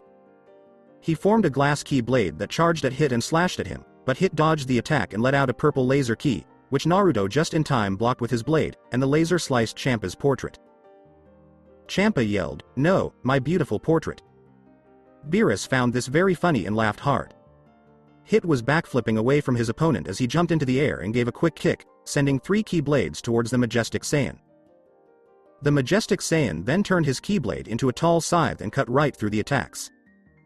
He spun his scythe and sent a gust of wind that looked like a blade. Hit dodged the attack, but he felt a scratch on his cheek and saw blood when he wiped it. Naruto flew toward him, swinging the scythe around. The assassin dodged and backflipped away. When he landed on his feet, he instinctively tilted his head back as the scythe went over him. Quickly, he grabbed the weapon's handle and threw it back, but Naruto caught it. He put his ki scythe away and took a stance, as did Hit. They both disappeared and reappeared in the air, throwing more knees and punches, but each one was blocked by the other. Naruto hit Hit with a good knee to the gut, but hit him in the face with an elbow. They both slammed into each other, locked in a grapple, and kept throwing knees that hit each other. They kicked each other in the chest, sending them back to the arena floor where they landed on their feet. Naruto got back into his stance and waited for his opponent, Hit, but Hit changed his stance, which Naruto noticed. He had a grin. "It's about time you got more serious about this. Stop AMV." Hit concentrated, and in a few seconds, he let out a yell as his ki energy grew. The Ki was much stronger than it had been against Goku. "He's been holding back too," said Piccolo, who was sweating because the ki was so strong. Nod Whis. It's not surprising that Hit is the strongest person in Universe 6. When Beerus saw what was happening, he thought, this doesn't look good. Vegeta didn't say anything as he watched. Goku kept watching the battle and wondered what Hit's next plan would be and what Naruto would do. The ki that had been around Hit finally went away. Naruto knew what was going to happen next, so he put his arms up to block the chain punches that still pushed him back. The Majestic Saiyan was then knocked out of breath and saw the assassin's knee in his stomach. The pain almost made him drop his guard, but he kept it up and started his own attack, which Hit matched but started to land blows to the stomach, chest, and throat. As Naruto held his throat trying to get air, Hit used his time skip technique to land about 50 solid punches. He stopped the attack and walked away while taking calm breaths. Naruto was in so much pain that he fell to his knees and threw up a bit of blood. He had to drop his MSSJ-3 back to his regular MSSJ. Beerus stood up and yelled, "Naruto, get up." This made Champa laugh. That will teach him a lesson. This made a lot of people in Universe 7 worry. Naruto thought that most of his vital organs were going to explode, but the Kyubi chakra was fixing it. He should have known that Hit was holding back more. He stood up and clenched his fist to stop his body from shaking. He took a few calm breaths and got into his stance. He stopped and turned around to see Naruto panting. Hit didn't attack, so Naruto disappeared and came back with a knee. The assassin caught it, but Naruto wasn't done. He kept throwing punches, but Hit was able to dodge each one. Naruto hit Hit in the chest with an elbow, and then he gave him a ki-powered back kick that sent him rolling to the ground. Hit stopped rolling when he was kneeling. Naruto coughed up more blood before wiping his mouth with his hand. "I can see how this guy was able to keep up with Goku, what a powerful show." Hit said, "I hope that's not all you have." Naruto laughed as he got up off the ground. "Well, you won't be disappointed, because this match is about to go to the next level," he said as he put his arm in an X-guard and focused on calling out his chakra. He yelled, threw his arms down, and disappeared in the blink of an eye, which surprised Hit. Before Hit could respond, Naruto was in front of him and gave Hit a powerful rising kick to the chin, sending the assassin flying into the air. He wasn't done, though, as he jumped and gave Hit multiple bicycle kicks to the chest before disappearing again. Hit was about to turn around, but the Saiyan had his arms around his own and held on tight. Hit tried to break free, but it didn't work. "Here's a move I learned from a friend," Naruto said. He spun with Hit, and it turned into a cyclone that went straight down headfirst, making a big impact that kicked up smoke and wind. "No hit," yelled Champa. "Yes," shouted Beerus. Goku was amazed by Naruto's new move. He said, "Wow, I've never seen him do that before." Piccolo said to Goku, "Did you notice how his energy went up?" "Not only that, but that was pure speed." Goku nodded. Naruto jumped back and winced a little after using the primary lotus and opening the first gate. He was only able to handle the pain because he was an Uzumaki and had Saiyan DNA. When the smoke cleared, everyone was shocked to see Hit lying on his back. The alien referee ran over to Hit to check his pulse. Before he could announce the winner, Hit stopped him, which surprised him and everyone else, but Naruto knew it wouldn't be that easy. Hit got up and sat up, but his head was still pounding. Only because of his ki energy was he able to slow down the fall a little, but the damage was still there. By studying his opponent, he could tell that whatever move the majestic Saiyan used seemed to affect his body. Hit popped Naruto's neck, and he stood up to get ready for what was about to happen. However, he didn't fall on his back until he felt a solid ki punch right to his heart, which stopped him. Hit saw that it was over and turned to look at the referee. "It's over, his heart has stopped, there's nothing more," he said and walked away. The alien referee ran to check on Naruto by feeling his pulse, but there was none. Even Whis and Beerus were shocked when the alien referee shook his head. "The winner in death is..." Naruto's eyes popped open and he yelled, letting out a powerful burst of ki energy that surprised everyone, including the assassin, who turned around and was then hit in the face with a ki-powered punch that sent him flying across the arena. Even though Naruto was in his MSSJ form, no one knew that he had opened the second gate. Hit stood up and rubbed the cut on his face. Naruto disappeared and then kicked the assassin as the speed of the attacks increased, making it harder for Hit to avoid them. The Saiyan kicked Hit in the face, but the attack didn't stop. Once Naruto disappeared, he popped up behind Hit and hit him in the back with multiple punches. He then popped up in front of Hit and used a knee to send him flying. Naruto then threw his head back and let out a huge roar, sending a big wave of white ki energy toward where Hit had fallen. This caused a big explosion of white ki energy. The energy blast made everyone close their eyes. Only the angels, destroyers, Goku, and Vegeta were not affected. Naruto waited for the smoke to clear. His eyes widened as he leaned back to avoid the purple laser ki, but he was cut on the chest. Hit appeared with his hands covered in ki and connected a chain of punches to the chest, including a hard one that probably broke a few ribs. Naruto fell, but he barely landed on his feet. His muscles felt like they were on fire, and even though the Kyubi chakra was healing him, he knew he had a limit. The majestic Saiyan said to the assassin, "It looks like I can handle so much at this point, so let's take this match up a notch and finish it." He took a horse stance and let out a pool of chakra that danced around his body. So that was the second energy I felt from the kid. I wonder what he's going to do next. Naruto said with clenched teeth, "Get ready, hit. This technique I'm about to use is going to turn this battle on its head." Because of the power he was putting out while surrounded by a green aura, the ground cracked under him and chunks of stone were lifted. Everyone could see that Naruto's skin was turning slightly red and that his muscles were getting bigger. Then, his white ki and chakra burst out of his body and started dancing and roaring around him. "Wow, that looks like my Kaioken with my SSB!" exclaimed Goku. Piccolo was shocked and said, "This energy he's using is growing quickly." Vegeta didn't say it, but he was curious about the boy's power. Naruto looked at Hit and said with a small smile, "Like the Kaioken, this technique will make me faster and stronger. With my MSSJ form, you have no idea how strong and fast I'll be, so get ready." Hit was worried because this aura reminded him of Goku's Kaioken, which he had used against him. He needs to finish this match now. Third gate. Open the gate of life. Naruto yelled, and Hit saw that the Saiyan's eyes were completely silver. But Naruto didn't stop. Fourth gate. Gate of pain open. The Saiyan's veins grew stronger. Naruto got on his knees and took off at supersonic speed, sending a blast of wind and smoke into the air that made people in the crowd cover their eyes. AMV for spin and burst 011. Hit tried to fight back with his time-skipping technique, but it didn't work because the Saiyan was too fast. The assassin was hit in the gut with an elbow and hit with many punches.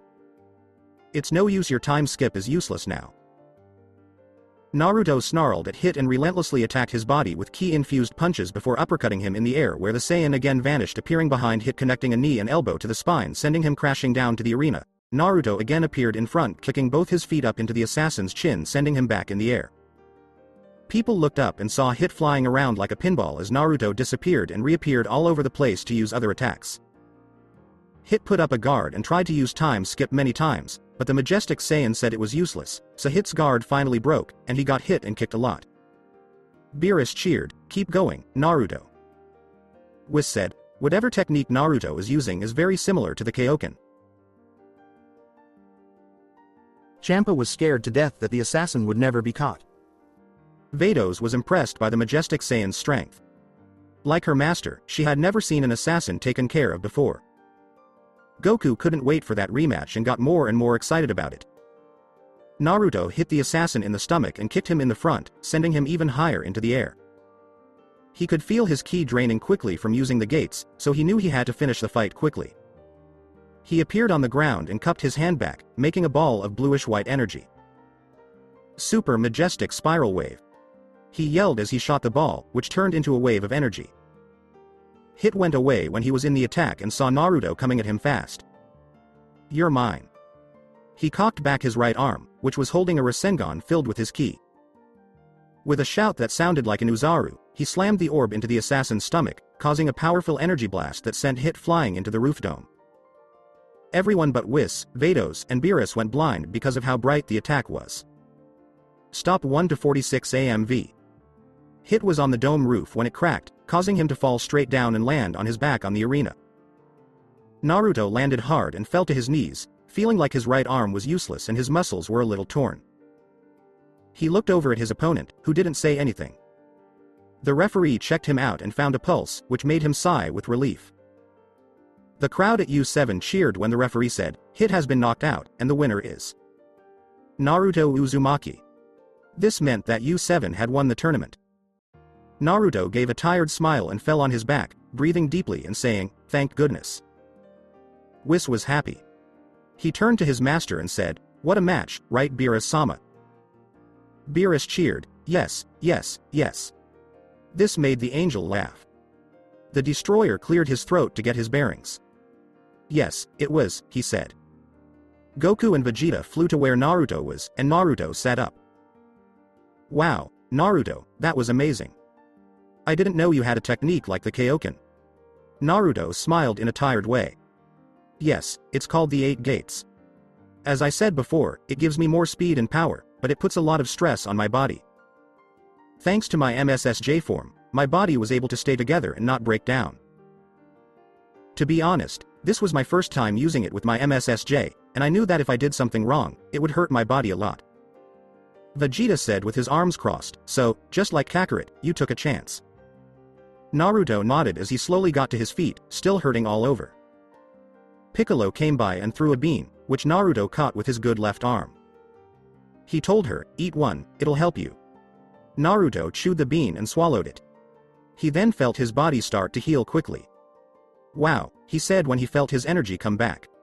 He looked around and saw Hit getting up. He walked over to the assassin and stood face to face with him. Neither of them spoke until Naruto put out his hand, which surprised Hit. Naruto smiled at the assassin and said, a good match. Hit looked at him for a few seconds before giving him a small smile and shaking his hand. Both warriors went back to their respective teams. Naruto was flying to U7 when he heard U6 God.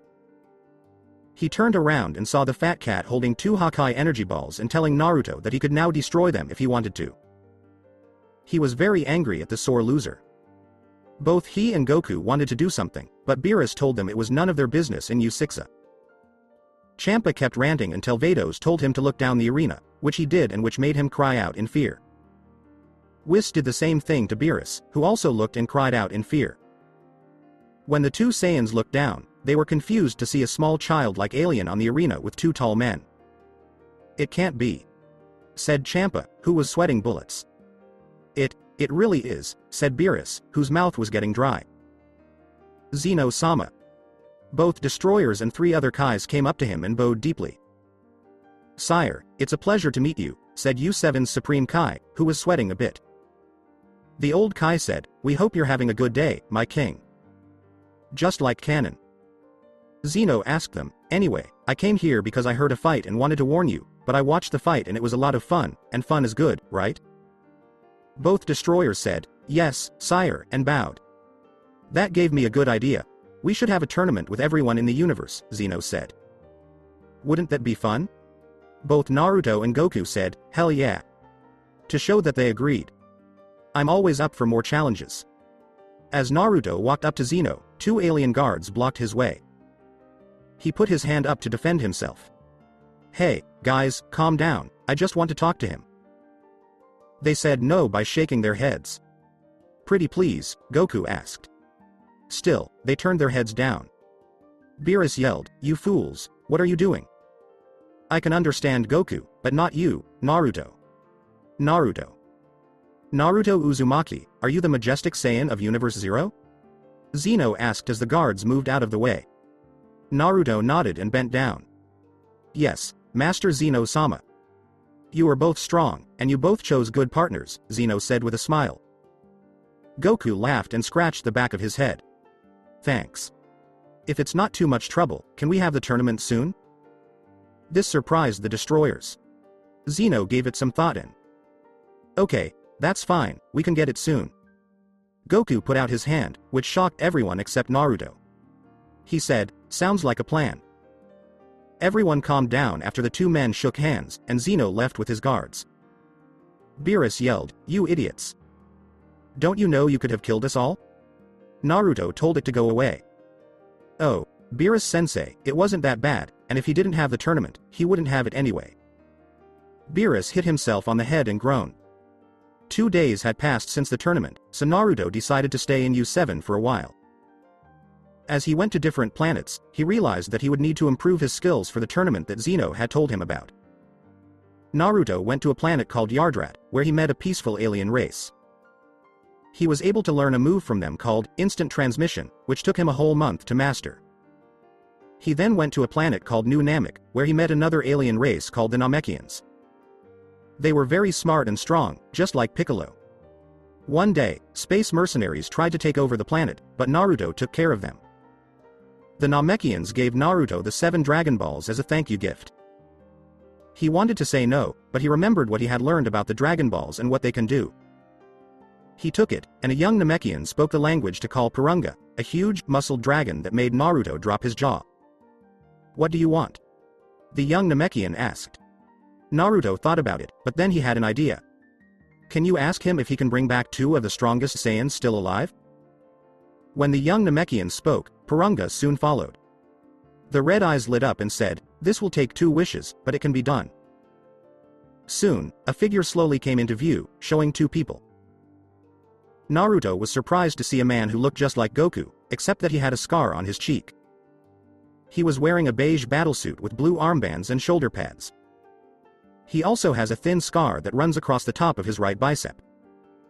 His tail hangs loosely around his hips as well. The other was a woman who was about the same height and weight as the first. She had lighter, paler skin, dark eyes, and black hair that reached her shoulders and was shaggy. She wore a black bodysuit with no sleeves, pink battle armor with green accents and white edges, purple armbands, and white boots. Her armor also had a hoop that went up to her thigh. The young Namekian said, "You have one more wish." Naruto thought about this for a while and then got it. "I want a way to find the strongest warriors in the area." The Namekian said the words and Purunga said, "It is done." The eyes of Purunga lit up, and Naruto felt something in his hand and saw that it was a scouter. As the Dragon Balls turned to stone, the dragon said goodbye and flew away. Naruto thanked the young Namekian and waited for the 2 Saiyans to wake up. After 10 minutes, the man woke up and shook his head. He asked himself, what happened? But then he remembered that his last defense against Frieza had failed. In a panic, he looked around to see where the hell he was. Seeing his wife, he asked how she was doing. Jine, please wake up." The man gently shook her, which made her groan and start to wake up. She looked over and saw her husband, Bardock, and jumped on him while crying. Bardock held on tight to his wife. He reassured her, "I'm here, Jine." They heard and saw a young man say, "Oh, good, you're both awake." "Whose are you?" Bardock stood up to protect his wife and was asked. He told them, "Naruto and Naruto Uzumaki. I was the one who brought you both back to life," which made them confused. Jine asked, "How?" Naruto smiled and rubbed the back of his head with his finger. "Well, actually, it was thanks to the Dragon Balls." Both Saiyans thought, Dragon Balls? Naruto laughed as they blushed because they were embarrassed by how hungry they were. He led them by saying, "Come on, I've got some food." Bardock and Jine were eating their 12th bowl of ramen. Luckily for Naruto, he had sealed away a lot of food from U7. He had told them about the 12 universes, the god, and how he was a different kind of Saiyan called a majestic Saiyan. Bardock tooted loudly, and Jine shut her mouth and turned red in embarrassment. This made Bardock laugh. "I brought you both back to life for a bigger reason. You see, there's going to be a tournament with the strongest people from each universe, and I'm the last of my kind." Both of the Saiyans kept listening. There are 2 very strong Saiyans who will join, Vegeta and Goku, or to use his Saiyan name, Kakarot. Jine dropped her bowl of ramen when she heard the name of her son, and Bardock was also surprised. "I just helped his team win a small tournament, and their powers, especially Goku and Vegeta, are no joke. Since you both reacted when I said Goku's name, I figured he must be important to you," says Naruto. Bardock put down his food and let out a sigh. He started to tell them that they were Kakarot's parents and that they had sent him away when Frieza attacked the planet Vegeta. Jine wiped away a few tears as she thought about the last time she had seen her second child. Naruto heard Bardock's story and saw similarities between him and Goku. Both Bardock's and Goku's parents gave their lives for them because they thought they were destined for great things. He heard his scouter go off, and when he looked, he saw that it had found something. "What did you get?" Bardock asked, noticing that the scouter was there. A strong energy spiked up, he said as he stood up and looked far away. "Are you going to do that?" Bardock asked, but he already knew that Naruto was going. The boy nods. "I'll join you," Bardock told him. Naruto asked, "You sure?" He nodded. Naruto was in a pod that the mercenaries used to get here. He punched in the coordinates and told Bardock. Bardock came after Jine told him to stay with the Namekians. They both got into a pod and flew towards the planet. Both of them got out of the space pod and took a look around. About 10 minutes went by as they kept looking until the scouter went off. He or she is probably around here somewhere. Naruto and Bardock were looking everywhere until they saw a cave. To be safe, Naruto brought out his keyblade and Bardock made a blue energy key. They were standing in front of the cave's entrance. "Please leave now if you're in there," Naruto called out, and after a minute, neither of them heard anything. Then they heard footsteps coming closer, and an older man with gray hair, a beard, and a scar over his right eye stepped out. Bardock gave a startled gasp. What is asparagus? Even the man known as Paragus was surprised to see an old friend. He asked, Bardock, is that you? Both men dropped their attacks and moved forward, but then they heard another step. Behind Paragus was a huge man who was 7 feet 5 and had shaggy black hair, darker tan skin, an X-shaped scar on his left cheek, left bicep, and left pectoral, and was pretty muscular. He had on tight purple pants and white boots with yellow stripes on the toes. He also wears blue wristbands and a green fur pelt that hangs around his waist and flows down his back. But Naruto noticed that the man had a silver collar around his neck. The man didn't know who these people were and felt lost. Don't worry, Brawly. Paragus gave him his word. Bardock was surprised to hear this. Wait, is this really Brawly? He asked when he thought back to the last time he'd seen the boy, before he was sent away. Nod to Paragus. Yes, Vegeta the king. He spat out the name like poison, sent Brawly just a few weeks after he was born, afraid of how powerful he would be. Bardock made fun of King Vegeta because he didn't even have the guts to fight Frieza. Naruto was disgusted that Vegeta's father would do something cruel just to get power. How are you still alive? I heard that a meteor wiped out the Saiyan race and destroyed the planet Vegeta. Paragus inquired. Bardock laughed at that, but he told Paragus the truth about how the planet was destroyed and that Frieza was the one who was blamed. Frieza was with his father King Cold once, and Paragus remembered him, but he was shocked to hear this. He asked, I don't get it. Then how did you stay alive? Bardock showed Naruto where to go. Go to him. Naruto walked up to Paragus and introduced himself. He told him the same thing he had told Bardock. When he mentioned Vegeta, the older Saiyan's face turned angry. So, with that in mind, I want your son to join my universe team and play in this tournament. Paragus thought about it, looked at his son, and then thought about getting back at Vegeta. He nodded to show that he agreed with this. Naruto was about to go on, but he felt like something was wrong. He called Whis, who answered, thankfully. Oh Naruto, I can tell from your universe that something is wrong, right? Whis asked, because he knew. Yeah, I just felt a lot of chakra spikes out of the blue. What's going on? Naruto said. I looked into it, and it seems like the war was started by the man you said was named Madara. From what I can tell, all the shinobi are fighting some white creatures that can change their appearance. Naruto knew that Zetsu was behind this. I am leaving. Tell Beerus sensei that I said, thanks, and then he cut off the call. What's happening? Bardock inquired. My universe is in a war, and I have to stop it. He said to them.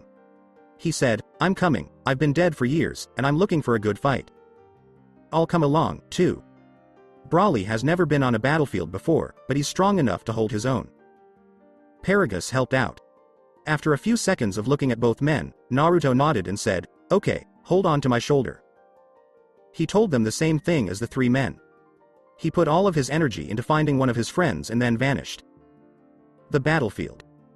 Kakashi and Sakura were trying to stop Zabuza and Haku from coming back to life, but they were in trouble when 6 other legendary swordsmen of the mist came to help Kabuto. Just as Zabuza and Haku were about to win the battle, they were both blown away and crashed. Sakura and Kakashi were both shocked and didn't know what to do. They heard a familiar voice say, it looks like I got here just in time. When they looked up, they saw their favorite knucklehead, but he wasn't alone. He was with 3 other men, but one of them was big. The name for Naruto is Naruto-kun. Sakura whispered. Kakashi was glad to see his old student again. Bardock, Paragus, and Brawly helped the others because I'll be facing these 2. They were told by the Saiyan. While Paragus led Brawly, the 2 men nodded. Naruto floated down and saw 2 people who were another reason why he wanted to protect his home. Haku. Zabuza. He smiled in a sad way. As soon as their limbs were fixed, the 2 mist shinobi stood up. Zabuza said, you've grown up, kid. Naruto, boy. Haku wondered. I never would have thought we'd be facing each other again. Says Naruto. Zabuza laughed and said, I can say the same thing. Alright, that's enough. When Kabuto turned on the ram, both Haku and Zabuza tensed up and chakra started to leak out of their bodies. It's Naruto. Please make us stop. Says Haku. Naruto was angry because it made him think of the bridge battle, but he knew he had to do it. Both shinobi were surprised when Naruto changed into his MSSJ. "Alright, get ready," he yelled at the shinobis. Even though there was mist around, Bardock was still able to avoid attacks from 3 of the 7 swordsmen. He hit them with punches, elbows, and a backflip kick, which sent them flying away. The Saiyans saw 2 more in the air and fired a ki blast that destroyed parts of their bodies.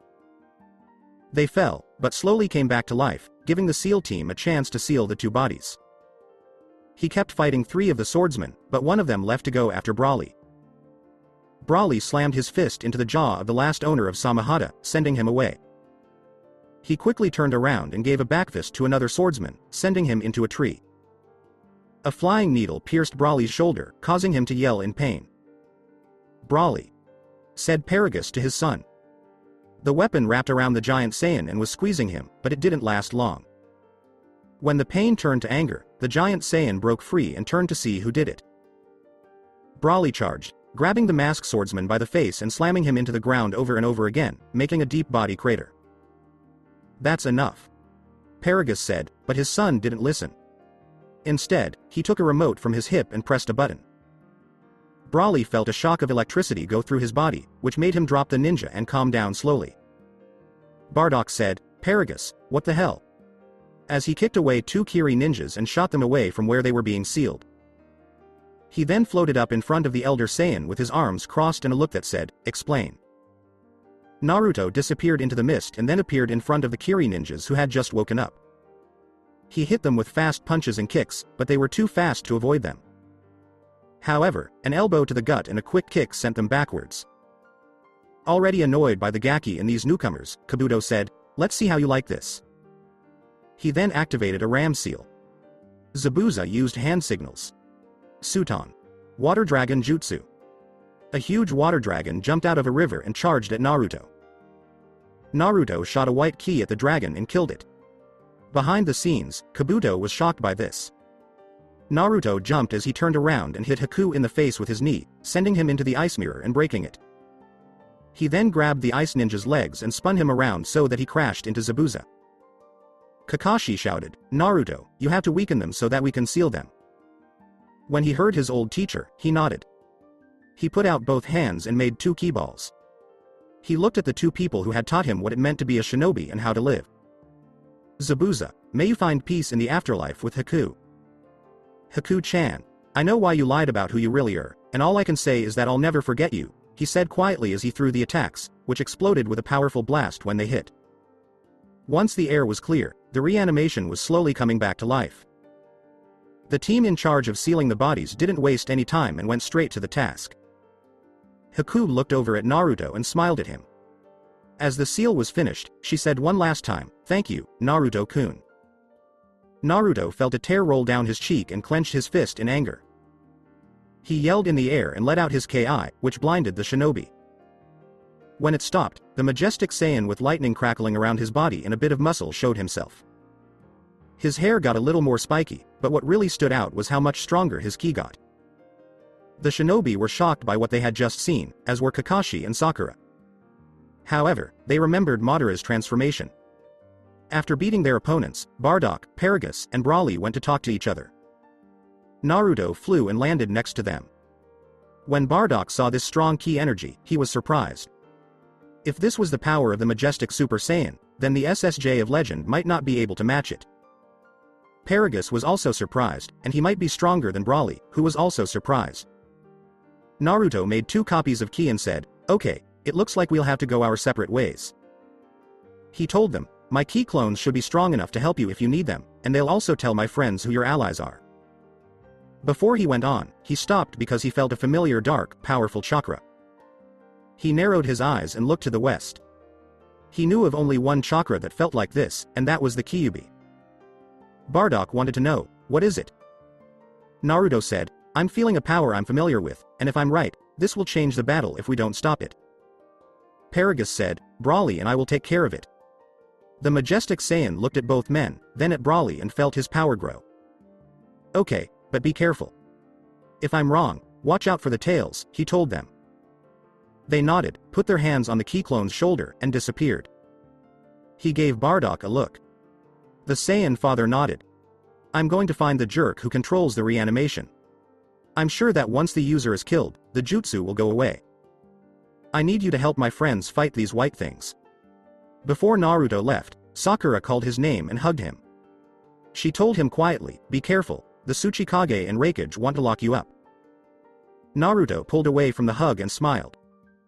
Don't worry about me, I'll be fine, he winked before taking off and shocking more of the shinobi.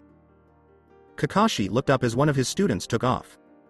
Good luck, Naruto, he told him, hoping that he would be safe. The headquarters. Raikage-sama, Naruto Uzumaki and 3 other men have shown up on the battlefield, said one of the shinobi. Where is he? I yelled.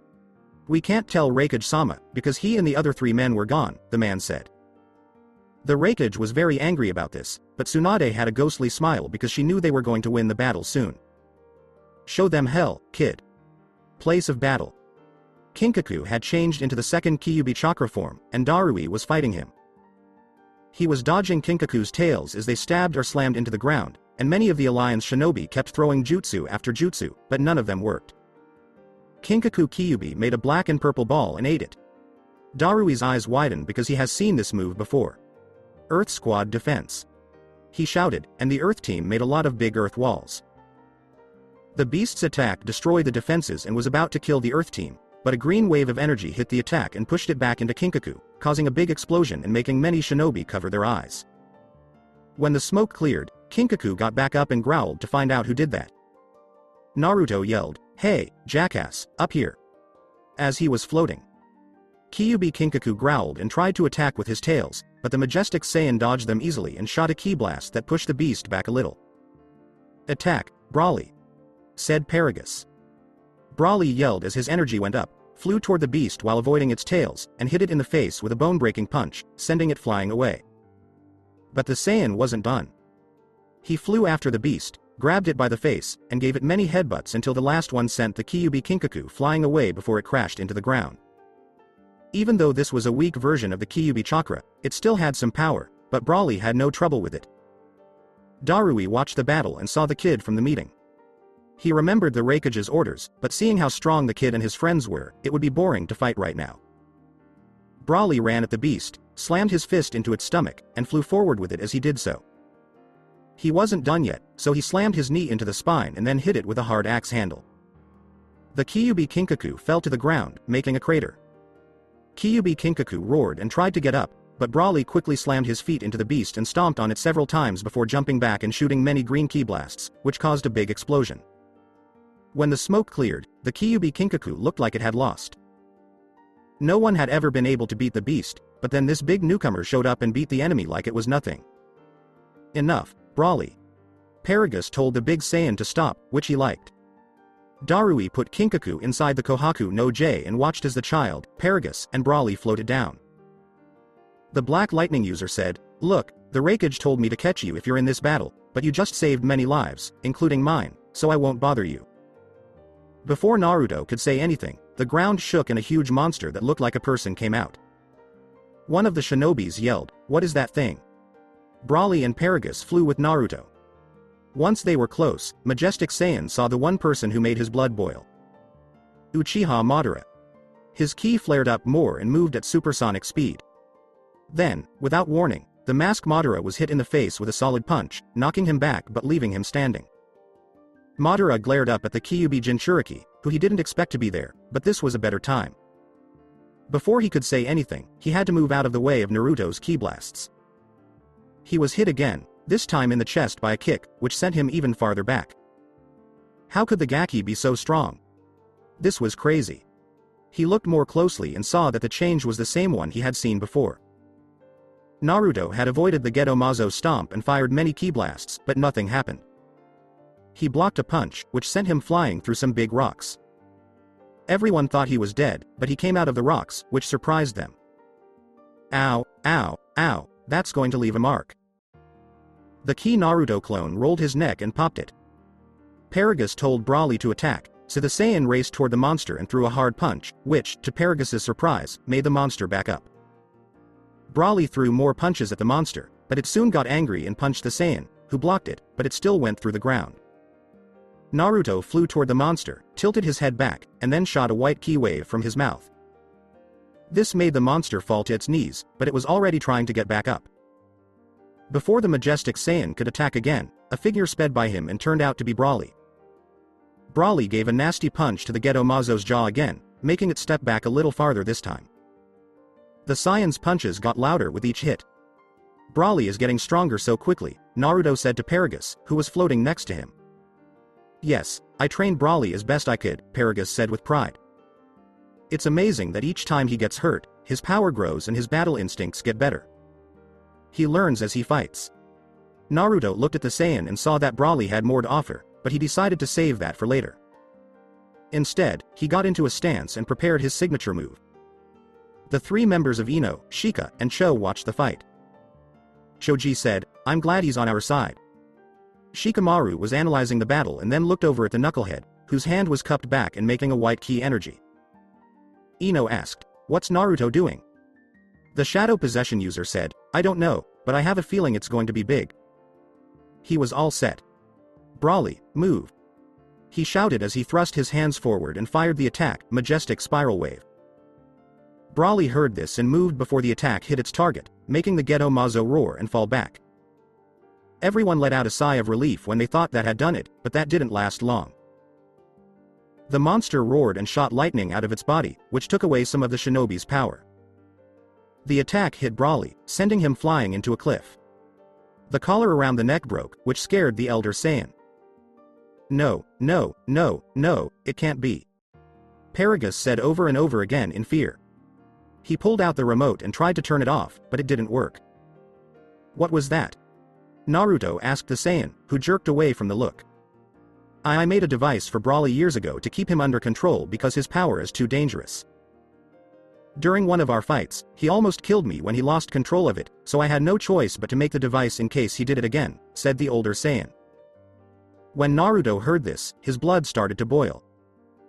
Before he could say anything, they felt a huge energy spike and saw that Broly had a green tint to his ki, and his hair also looked a little wild.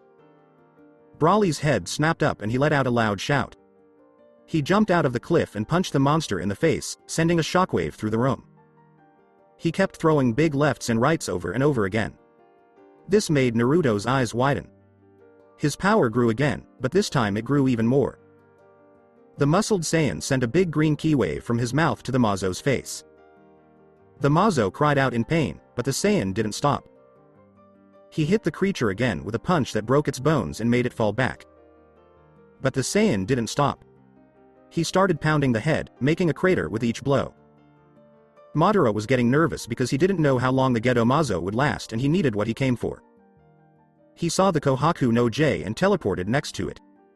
He was about to leave with it when the majestic Saiyan came out of nowhere and hit him in the face with a solid punch. Madara moved back, even though the mask was protecting him. The majestic Saiyan was about to kick him, but Madara used his Kamui as the attack went through him. Naruto grabbed the big pot and rose up in the air. He laughed at Madara's anger. Naruto finished up by making the Uchiha angry by saying, "I'm guessing you need this to feed the Kyubi chakra to that monster." Madara clenched his fist and said, "Naruto Uzumaki, you're getting to be a pain." The majestic Saiyan threw him the big jar, which he caught, but he didn't know what to do with it. "Go ahead and feed that to your monster. I'll be happy to show you my true power and destroy whatever you throw at me to show you, Madara, that it's pointless to fight me. If I were you, I'd get ready." Madara didn't back down from this threat. Instead, he left in a swirling vortex, and the Gedo Mazo disappeared. This made Broly snap out of his anger. Naruto turned around and saw that Darui was angry. "You fool, do you know what you've done?" he asked or demanded. The majestic Saiyan waved it off and said, "Don't worry, it's nothing I can't handle." He then took off in the direction of Paragus. "Okay, it looks like night is already coming, so we'll have to fly and keep an eye out for the enemy and those white things," he told them as he led them away. The medical base. Bardock was looking around and saw that many shinobi were hurt and being treated. This made him angry because it reminded him of when he worked for Frieza. He stopped thinking because he felt something was wrong. He floated up and flew toward the strange energy he could feel. He saw the figure and landed near a tent. He looked over and saw that it went into the tent. Bardock quickly ran into the tent and saw two shinobis. He knew Sakura because Naruto told him, but he had never seen the man with long hair and white eyes before. When Sakura saw the look on the Saiyan's face, she asked, "Bardock, is something wrong?" The Saiyan said, "I felt an unfamiliar kind of ki energy and saw something come in here." He narrowed his eyes at the man. Before Sakura could ask, the man took out a kunai and charged at her, but she turned around, hit him in the gut with her fist, and slammed him to the ground, making a small crater. The man changed into a zetsu that was white.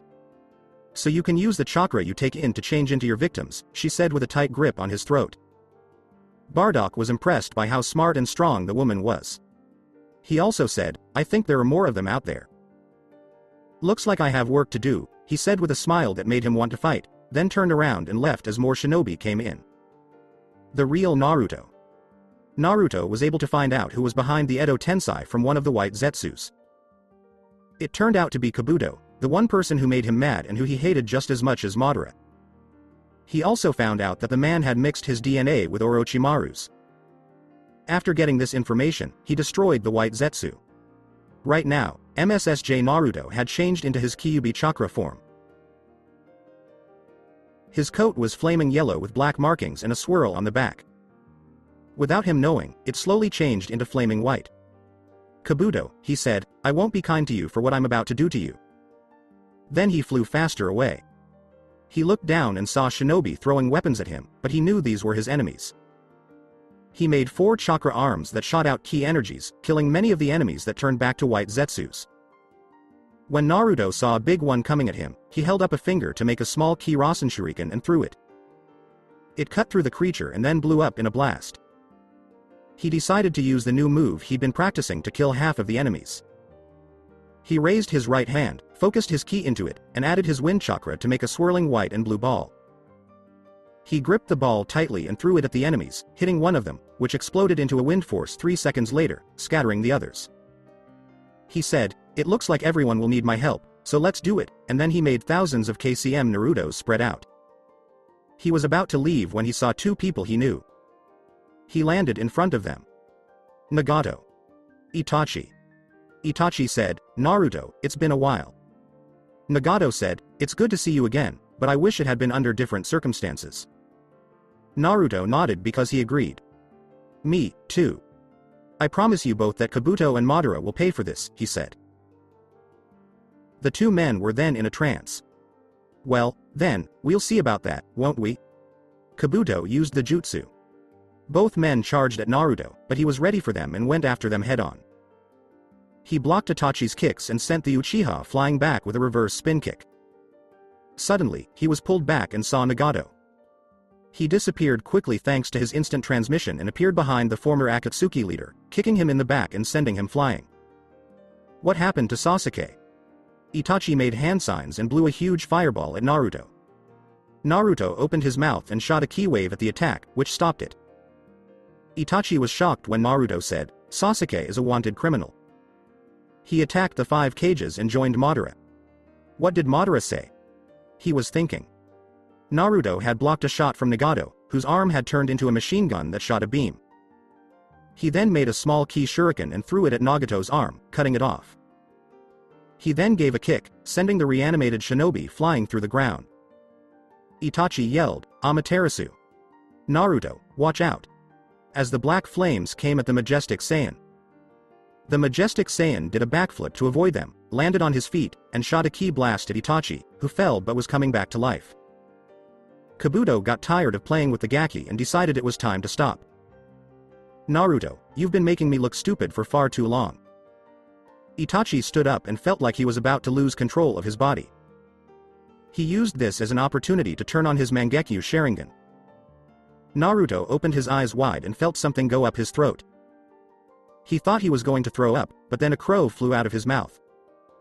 He hackled and choked. He got himself together and asked, "What the heck was that?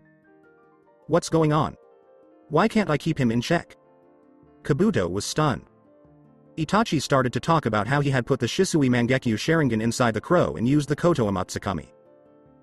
He also talked about how he had planned to use it on Sasuke if he ever tried to destroy Konohagakure. I know it might be wrong for me to say this, but you would basically be sending him to an illusion world and not showing him the real world in its moment of darkness, Naruto said in a blunt way.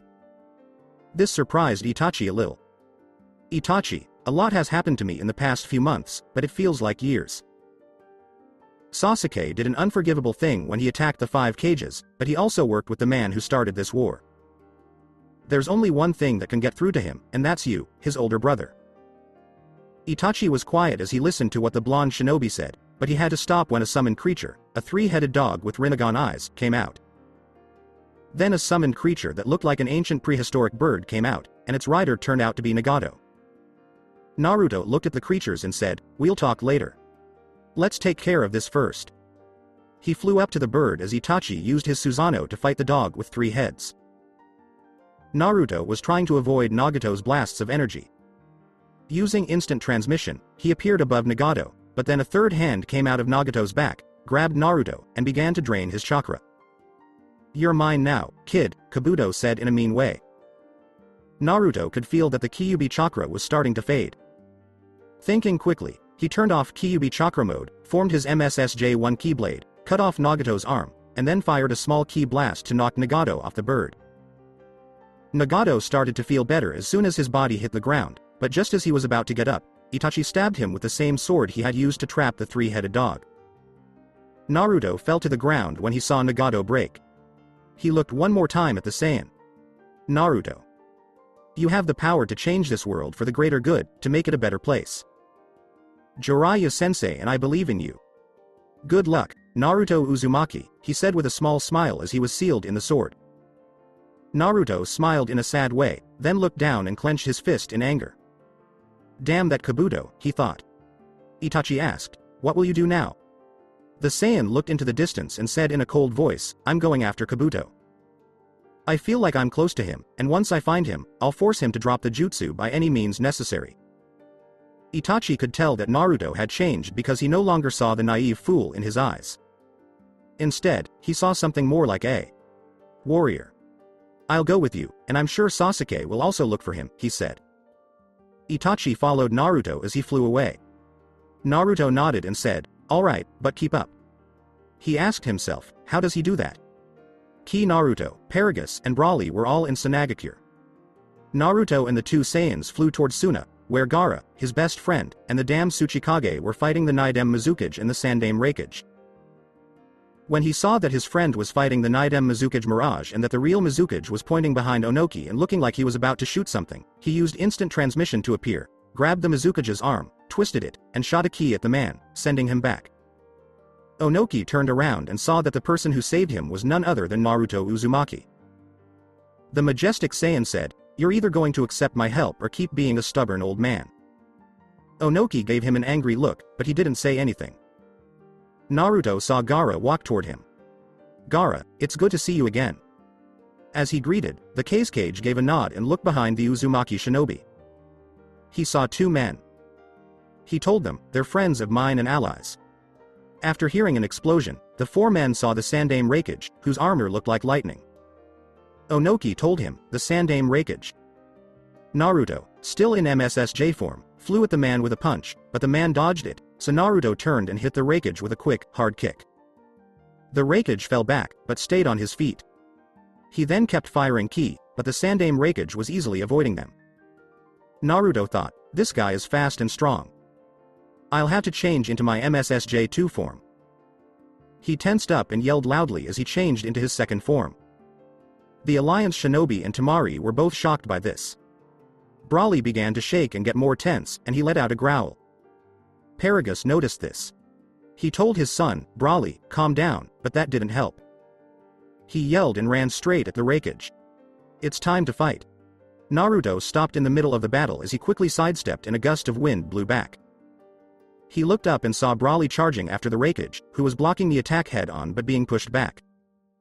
The Sandame was told, "You're strong. If I were still alive, I wouldn't mind sparring with you." Broly gave the Raikage a left punch, which sent him flying into a huge rock. The Saiyan's eyes narrowed as he looked at where the Raikage had crashed. Suddenly, the Raikage appeared in front of Broly, catching him off guard, and gave him a lariat, which sent the Saiyan flying through 3 huge stone cliffs and into the ground. Naruto flew toward the Raikage and was getting closer to him when he disappeared and reappeared behind him. He formed his scythe ki and swung at the Raikage, but the Raikage dodged the attack. The majestic Saiyan kept swinging the weapon in a series of attacks. Naruto wanted the Raikage to lean back, so he quickly threw the weapon and formed a ki Rasengan. He then used instant transmission to appear in front of the Raikage and was only a second away from making contact. However, the Kage hit the attack with his lightning-covered right hand, sending both men back. Naruto landed back on the ground. He had to admit that the Sandaime Raikage's strength and speed had impressed him. If they had met a long time ago, they could have had a great fight. He got into his stance, thinking he might have to do ultimate MSSJ2, but everyone felt the ground shake. Broly exploded out of the ground and yelled in anger, his eyes glowing a little green and his ki showing again. He rushed at the Kage and hit him with a punch that connected. Each blow was loud, and then a kick sent the Kage flying. Broly ran after him, grabbed a leg, and repeatedly slammed the Sandaime on the ground, making a crater that got bigger. The Saiyan spun the Raikage around and threw him into the air. As a green ki was forming, he opened his mouth and yelled, sending out a green energy wave that almost destroyed the body as it fell. Broly wasn't done and was about to rush in, but Naruto stepped in front of him, stopping him. "Take it easy, big guy, the fight is over," Naruto told him, seeing how angry the Saiyan looked. The Saiyan slowly calmed down and turned to meet Temari. "Thanks for your help, Naruto, and thanks to you, too, big guy," she told Naruto. Then she turned to Broly, who was surprised because he had never been thanked before.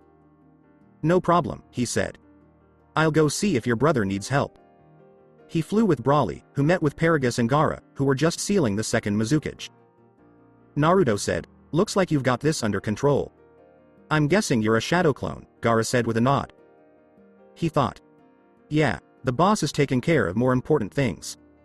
He's sending shadow clones all over the battlefield," Naruto said with a nod. "What could be more important than this war, Gaki?" Onoki sneered. Naruto gave him a cold look and said, "How about the one behind this jutsu? I found out that the man behind it is Kabuto, who was Orochimaru's right-hand man." "What are you going to do now?" asked the Kages. Asked Gaara. Naruto said, "We'll stay here because there will be reinforcements all over the country." Gaara agreed, but Onoki still thought it was a bad idea. Along with Bardock. Bardock was helping Kakashi and Guy kill the last 7 swordsmen, but the battle wasn't over yet. When the White Zetsu army showed up, Bardock laughed and said, "Is that all you've got? How pitiful."